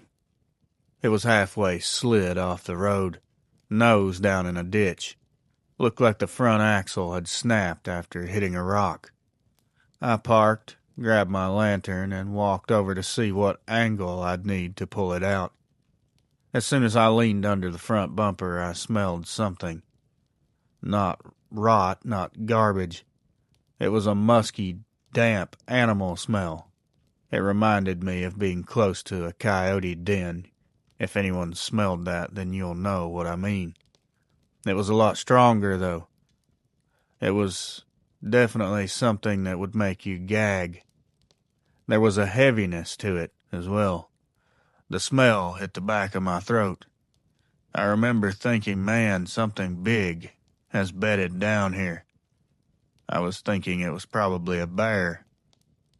When I shined my lantern under the truck, I saw something sticking out from under the frame. It was this elongated track. It was wide at the ball of the foot, narrowing near the heel. At the front were 3 deep indentations like thick toes or some kind of canine pad. It looked like it had claws that had dropped and sunk into the mud. It was pressed in pretty far, so whatever made it was definitely heavy. I got chills so fast I felt my scalp tighten and tingle. Before I could even get back up, something hit the back of that stranded truck, and I mean it hit it hard. The metal frame let out a boom that went straight through my chest. I turned around with the lantern raised, but the light flickered and went out. I was plunged into total darkness. I could hear something moving around the passenger side of the truck. It wasn't moving fast, but it was approaching me nonetheless. I backed up toward my truck, nearly tripping over the dolly hitch. My heart was kicking my ribs like it wanted out of my chest. The lantern finally flicked back on for just a second or two, long enough to show me what I was facing out there. A tall, hunched silhouette leaning around the side of the truck. Something with a long forearm bracing against the hood. The shoulders were too wide, too big for a bear. The legs were too long for anything else. Its head was huge and the jaws were too long. It was like the mouth stretched farther than it should have. The eyes were just visible and fixed flat, watching me. The lantern, of course, went out again. That's when I heard it start moving. It seemed to not move while the light was shining. It preferred to only move in the dark. It was rushing forward like it was trying to close the distance before I could even run. I didn't think. I didn't make a plan. I didn't try to grab the rifle in my truck. I dove headfirst into my truck, immediately slamming the door and locking it. Something rammed the side of the truck instantly, as soon as the door was closed. It was a very heavy hit, like a shoulder or someone just ramming their full body into the truck at full speed. The whole truck rocked sideways. I put the key in and started the truck, praying it wouldn't stall or flood. It started, but barely. I put it in reverse and took off. Whatever was outside took 3 steps, and I felt them through the floor pan. Then something yanked upward on the back, the bed of the truck so hard, the back end lifted. I started screaming. It was not even something I thought to do. It just came out. I'm not ashamed of it. I've never felt fear like that before. I tried to press the gas, but this thing was so strong it had the back end of the truck all the way off the ground. It finally slammed back down and the truck broke free. I never looked back. I just drove until I saw the light of the paved road, and I didn't stop until I was a mile down it. I pulled into the parking lot of a small post office. I was trying to settle down and keep my chest from burning. I was very confused, obviously. Who wouldn't be in this situation? I'm still pretty confused, many years later. That's when the second nightmare started. The actual one, really. A white pickup pulled in behind me. This was a new-looking, clean, plain white with no plates. 2 men got out of the truck. They were both wearing suits, and calm, too calm. I had no idea what they wanted, or who they were. They approached my window, and one of them said, "You've been on Fire Road 6C tonight." He didn't even say this like he was asking. It's like he already knew. I told him, yeah, I had nothing to hide, and he nodded like he'd expected that answer. "You need to hand me whatever clothing or tools that came into contact with the ground." I told him I didn't have anything. He stared at me long enough that I had to look away. I couldn't hold eye contact with this person. He almost felt non-human. He walked around the truck and inspected the dent the creature had left. He found scratch marks. The paint was scraped. The bed was completely warped and almost ripped off the frame. The younger one of the two said something to him that I couldn't hear. The other one replied, "Document it. Document everything." He pulled out an old Polaroid camera and took 3 pictures. My truck, the tires, and the dent on the bed. He just walked back to my window and told me that I was going home. I was not speaking about this to anyone. Not my family, not the neighbors, not anyone. I asked him why. He told me because you didn't see what you think you saw. I told him I didn't know exactly what the hell I had just seen. But he was adamant that what I had seen was a bear, and that was it. But I didn't need to talk about it, because it would cause some sort of panic. People would think there was a rogue, aggressive bear in the area. That wasn't needed. No need for panic. He dictated reality. Then he told me the road will be closed by morning. There would be no need to go back. They would handle getting the truck out for whoever it belonged to. So the next day I drove back toward that road out of curiosity. Not all the way, just near the entrance. I didn't want to piss these guys off. They seemed like people you would not want to anger. There were 3 trucks out there. One was county, one was definitely federal, and the white pickup I'd seen the night before. There was a fresh chain across the gate. There was no signs, it was just completely gated off. It was something to do with some sort of federal operation. These guys were definitely not local. I don't know, I'm not going to say if they were FBI or CIA or whatever, but they were definitely above the county or state police. The farmer left town the next month, sold everything, moved to Tennessee. I stayed a few more years, but the woods just never felt the same again.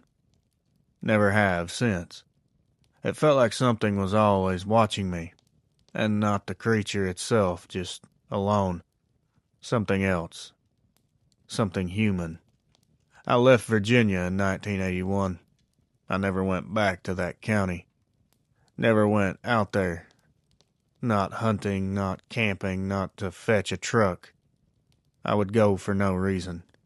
Whatever was out there in those woods wasn't meant for ordinary people like us to see. And the men who showed up didn't care whether I lived or died. Only that I kept my mouth shut. Paul D. I'll make this as short as possible, but that doesn't make it not important for people to know. Just call me Calder. Anyone back home hearing this story will know exactly who I am, and I don't want that. Not because I'm terrified or anything. I don't care if someone calls me crazy. I've grown used to that. It's because I don't want the wrong people remembering my name. I don't want to stir up trouble unnecessarily. This happened in 1995 along the Texas-New Mexico border, near a dry stretch of desert where nobody goes unless they're working cattle, working oil, or running drugs. I was 29, working night shifts on a pipeline inspection team. I was just walking lines, checking the valves, and logging pressure changes on an old manual sheet. My partner on nights back then was a guy named Silas. He was older than me by almost 10 years. This guy was tough as worn leather. The only person I trusted on those lonely desert runs. We worked a section known as the washouts, where flash floods carved deep trenches under the pipe. Our job was simple. walked the line with flashlights and listened for leaks or pressure changes. Now, if you're not familiar with nights in the desert, they'll do things to your head. Sound feels different. Distance feels different. Even time itself can feel different. You shine your light out across the sagebrush and suddenly it seems like the world ends 20 feet away. Just empty space as far as you can see. That night, the one I can't forget. We started around 10:30, walking a 3-mile stretch. Silas carried the inspection clipboard. I carried an old Ruger 357, standard in those days because there were wild hogs, feral dogs, and the occasional cougar out there. About an hour into the shift, we heard something that made us both stop in our tracks. We heard a short, sharp whoop from the darkness to our right. And no, before anyone suggests it wasn't an owl or a coyote, this was a sound that neither of us had ever heard in the desert, or anywhere else for that matter. Silas shined his light toward the sound. We saw no signs of any movement or anything alive. We kept walking. A few minutes later, that whoop came again. It seemed as though it got closer the second time. Then we heard a second whoop, answering the first one from farther out. Silas just whispered my name and told me we were being flanked. He wasn't the type to get spooked. When he said that, I felt it in my bones. It was happening. We took off walking a bit faster, heading toward a washout area shaped like a big bowl, carved. The pipe ran right along the rim. With the moon out, you could see the whole basin. The earth was all cracked open. There was dead mesquite and rocks as big as cars. That's where we was hit by the smell. Rotten meat, something like iron or rust mixed in with decay. I immediately gagged. Silas covered his nose with his sleeve. I asked, maybe a dead cow. He said no, that's something else. And he damn sure was right. Because right then something in that basin stood up. I saw it because the moon hit its outline just from the right angle. This wasn't a shadow or a blur. It was an upright figure near the far edge of the wash. This thing was very broad. I'm 6 foot. This thing looked like it was nearly twice my height. I'm serious. Its arms were long enough that the hands hung down lower than the knees. The way it held itself wasn't human. It didn't twitch like prey. It didn't pace like a predator. This thing simply observed us and our movements. The head turned toward us slow, like it had already known we were there but wanted us to know it too. Silas whispered to me not to move, but I already had the flashlight on it. As soon as the beam hit its chest, a thick wall of muscle covered in fur that looked black at the roots and gray around the edges. This thing's shoulders were beyond massive, twice as wide as a man, but the waist tapered like this thing was very athletic. It was built for speed, not bulk. God help me, its face looked like a wolf that had learned how to stand. But it was different in small ways that I can't explain here. The snout was a bit shorter. The jaw was pretty wide. The teeth were very uneven. Its eyes, if you're wondering, were nothing supernatural or glowing. I didn't even see any reflection.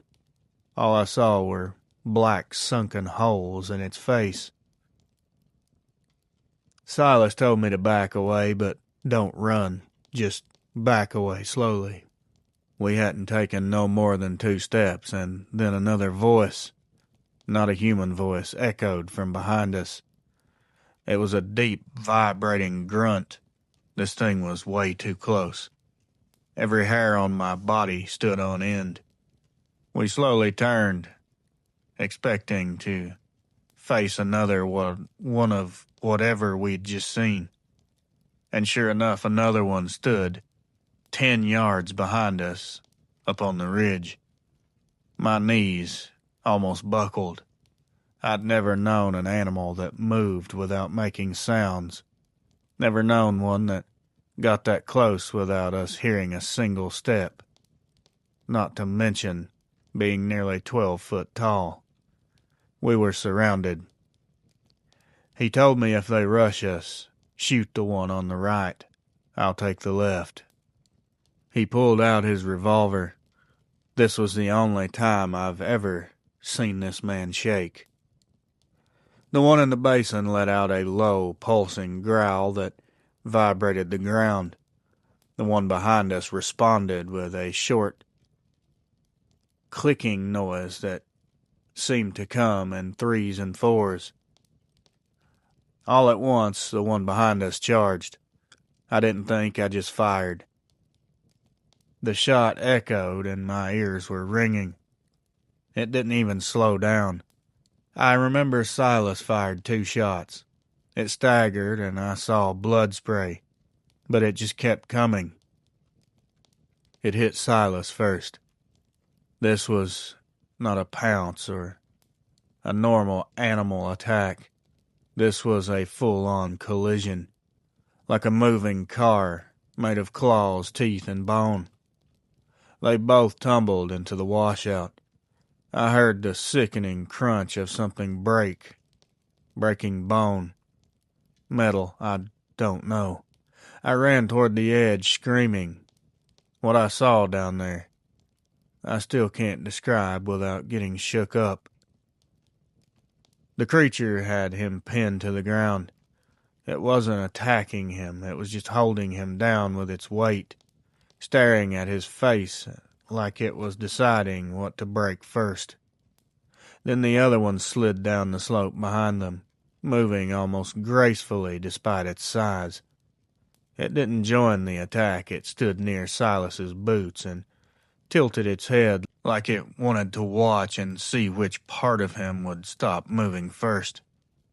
Silas looked up at me, his eyes as wide as dinner plates. I swear to God, he mouthed for me to run. I didn't want to.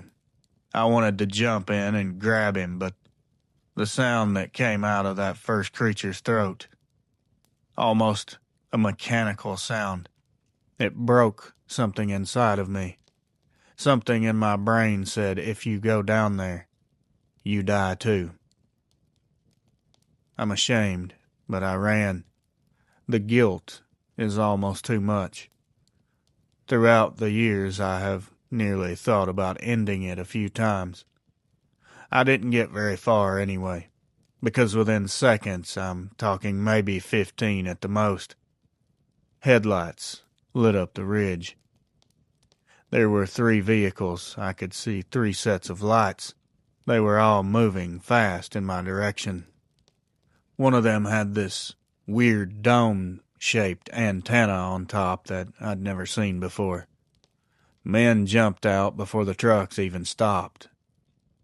These guys moved like special forces or something. They were very quiet and coordinated. They didn't yell, they didn't freeze, they didn't panic. They acted like they had done this before. One man pointed at me and shouted, "Get this guy secured." Another group ran straight toward the washout with some type of rifles. I tried to scream for them to help Silas, but someone grabbed me by the shoulders and dragged me backwards toward the trucks. I kept screaming, telling them my friend's down there. It's killing him. Do something. A man with a beard leaned close and told me, "It's already over. Look at me, son. It's over." I fought him until I couldn't move, but he pinned me against the hood of one of the vehicles with strength that did not match this man's size. It was almost superhuman. I've never felt anyone that strong before. The worst moment of my life, I heard a single gunshot from down in that wash. A man screamed. He's neutralized. Not it. Not the creature. He. One of the other agents turned to the man holding me and told him, "Tell him his partner discharged his weapon and he panicked. He fell into the wash and broke his neck. It's clean enough." I screamed until I'd lost my voice. The bearded man tightened his grip. He got angry. I can't recite word for word. It's been too long. But I can tell you exactly what he meant. Basically, listen to me. You were never here. You didn't see a thing. You didn't hear anything. And if you ever open your mouth about this, you won't have the chance to regret it. They kept me there until the sun started to come up. They took my gun. They took my light. They took the inspection logs. They even took my shirt that had blood on it. They drove me back to the pipeline operations yard and dropped me off like I was a bag of trash. Silas's death certificate says accidental fall, cervical fracture. I saw what killed him, and it wasn't gravity. For 30 years, I've had to live with the memory that I ran when I shouldn't have, and the knowledge that the men who showed up afterward, they knew what they were walking in on. They weren't shocked about this. They weren't confused at all. These men were prepared to face what was there. I still don't know how they just showed up out of nowhere. It's like they already knew these things were out there and were keeping a close eye on them. It's like they knew exactly how to keep all this swept under the rug.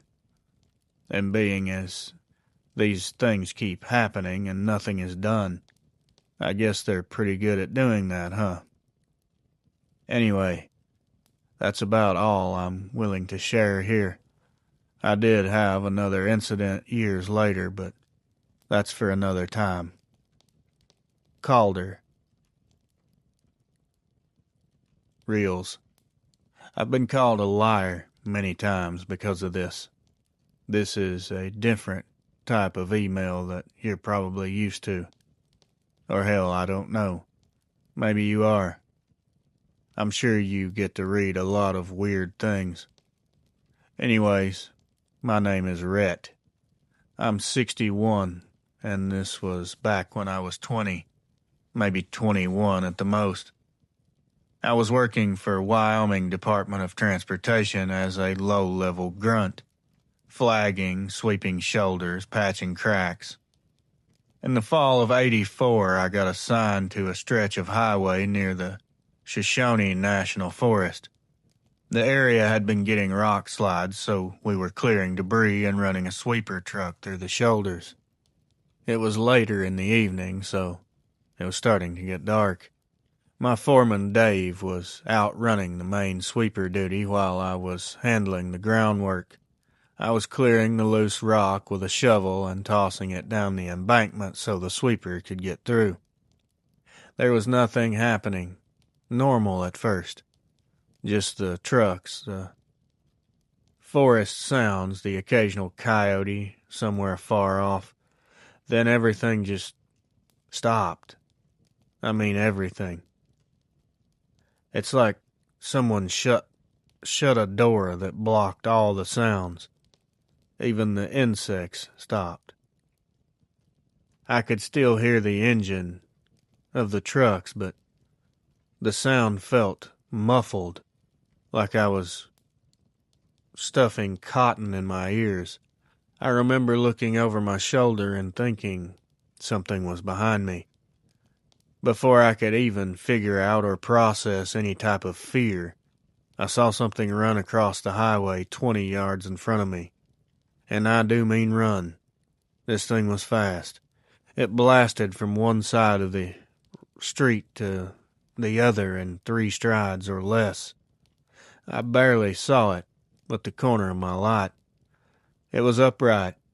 It was definitely massive in size, and it moved like an Olympic sprinter dodging bullets. I screamed out and said, "Did you see that?"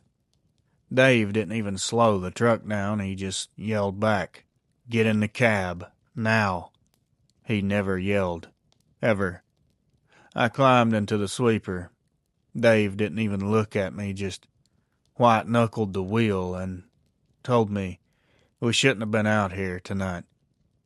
I said, "Was that a bear?" He gave me a look that I can't forget. The look of a man realizing someone else finally saw what he's been scared of for years. "That ain't no bear." Before I could ask what he meant, something hit the side of the sweeper truck, and I mean hard. The whole thing rocked. I heard the glass sound like it cracked. I think it flexed the entire frame of the vehicle. Dave yelled at me to hold on and floored it before he was finished screaming. He made it maybe 50 yards before something hit the truck again. It hit it in the back corner of the bed and nearly pushed it off the road like it weighed nothing. I turned in my seat just in time to see a shape. It was hunched, towering over the truck, broad enough to block out the truck's rear floodlight. Its shoulders were wider than the hood of the sweeper.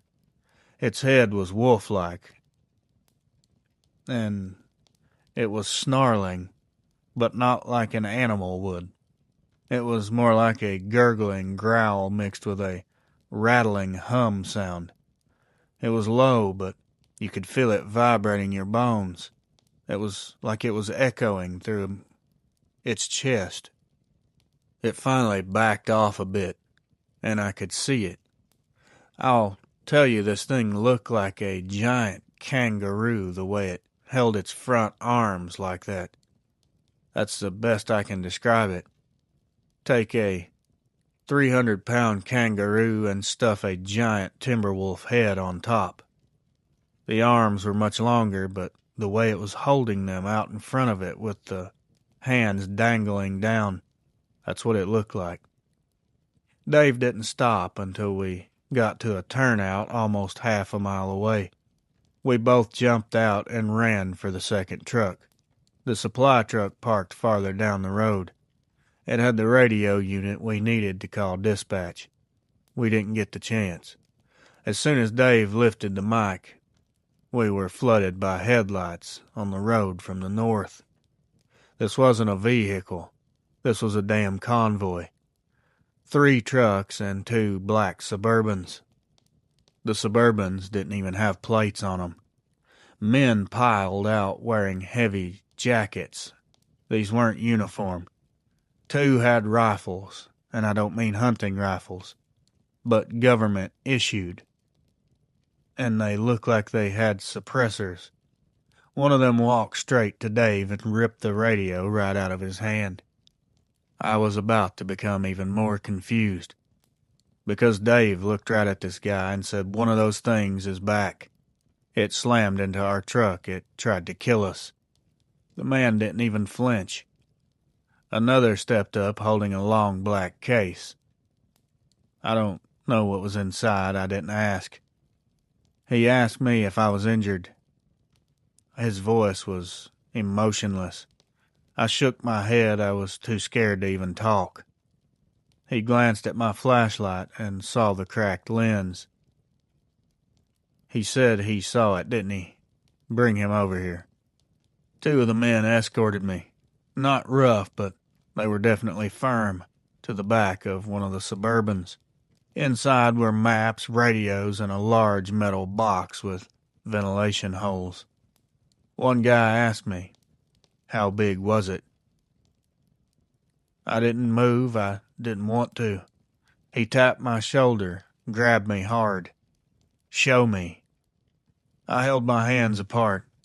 He nodded and took down some notes on his pad that looked military issue.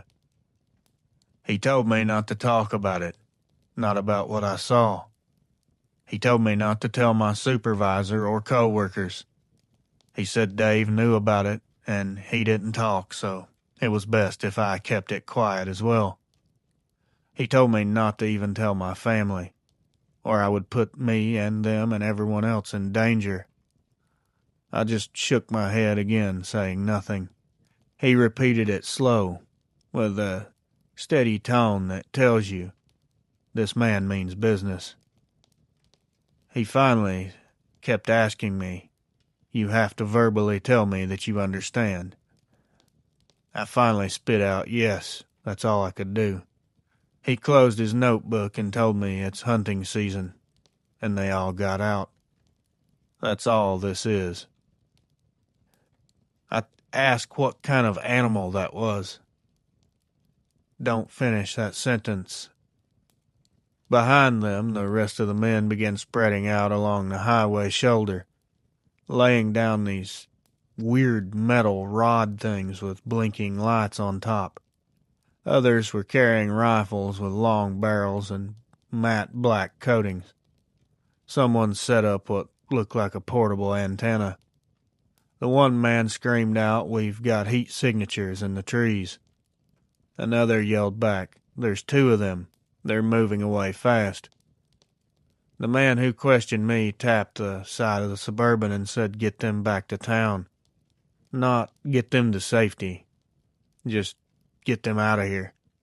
He did not care as long as we were not there. They shoved us into one of the Suburbans, not harsh or mean, just efficient is the word I'd use. They drove us about 5 miles down the highway to a barricade that hadn't been there earlier. Perfect cover to close the road while they did their hunting, as they called it. Rock slide area, of course. They had these huge portable spotlights as well. They opened the door and told us to go home, that our shifts was over. Dave tried to ask questions and tried to argue and get answers. The man shut the door right in his face. He seemed to know these people, but he was trying to get involved more than they were comfortable with. We watched the convoy just go back toward the forest. They didn't even have their lights on. They were moving like a hunt was already underway. The next morning, WYDOT supervisors held a meeting saying that some sort of hazardous chemical leak forced the road closure overnight.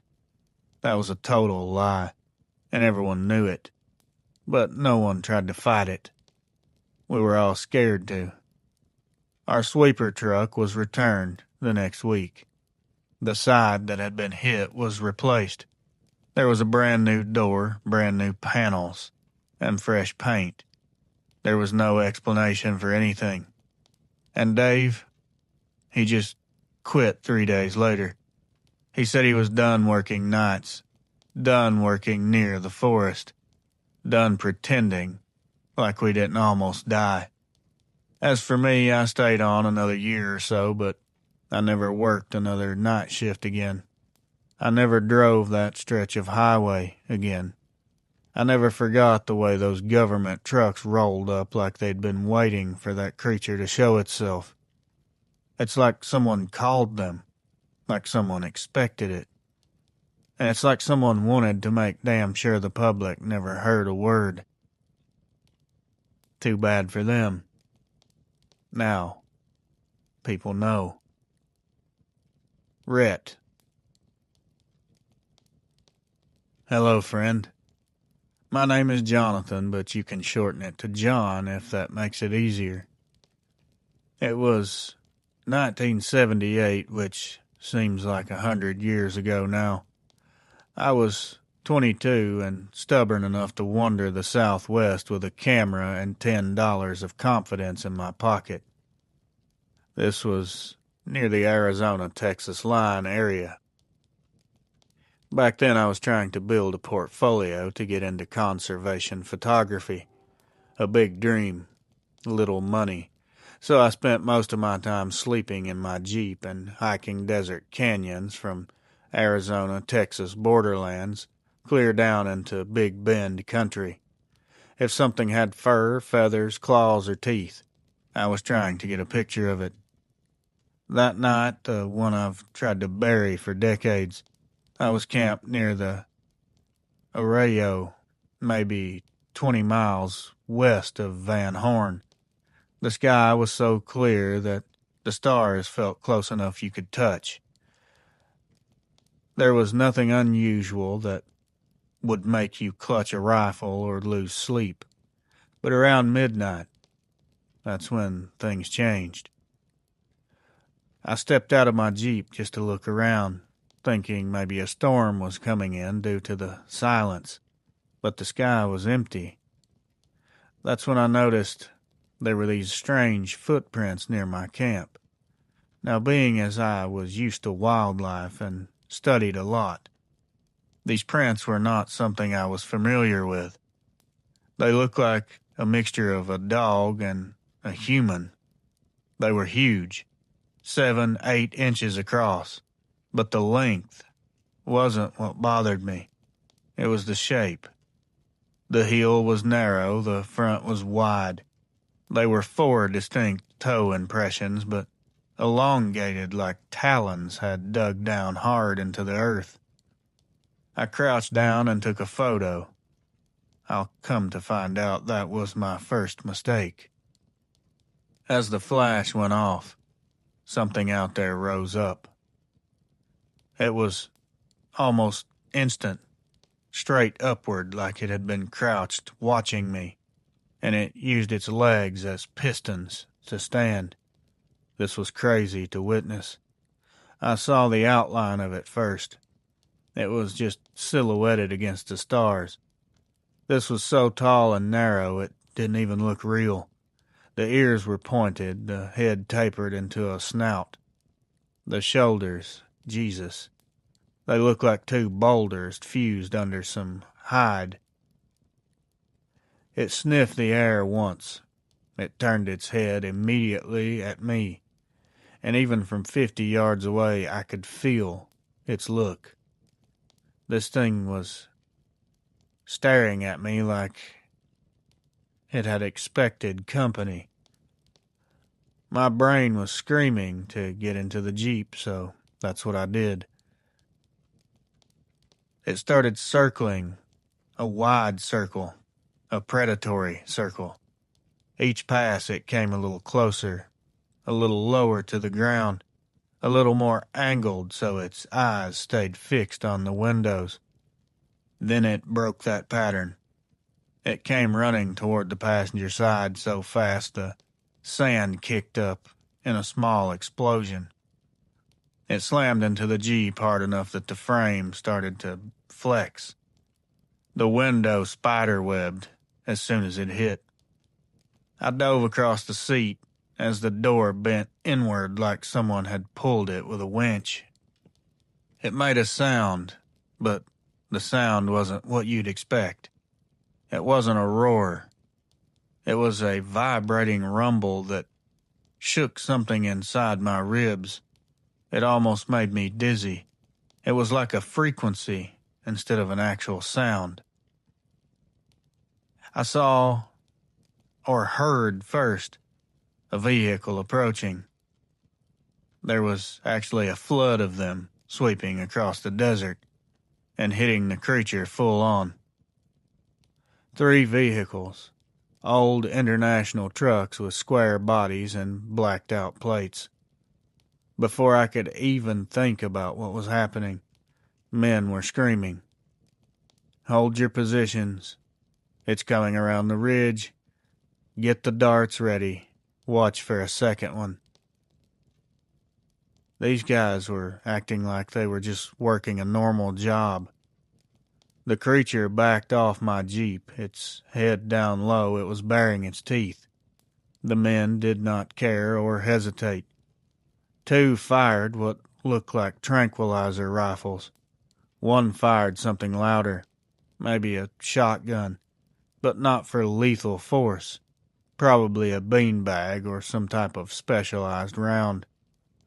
The creature staggered, twisted, rammed its shoulder into a boulder. It tried to get up the ridge. Another dart hit it, then another. It dropped like a felled tree. Everything went quiet. One of the men walked straight up to my Jeep and yanked the door open. Not to check on me, not to see if I was okay.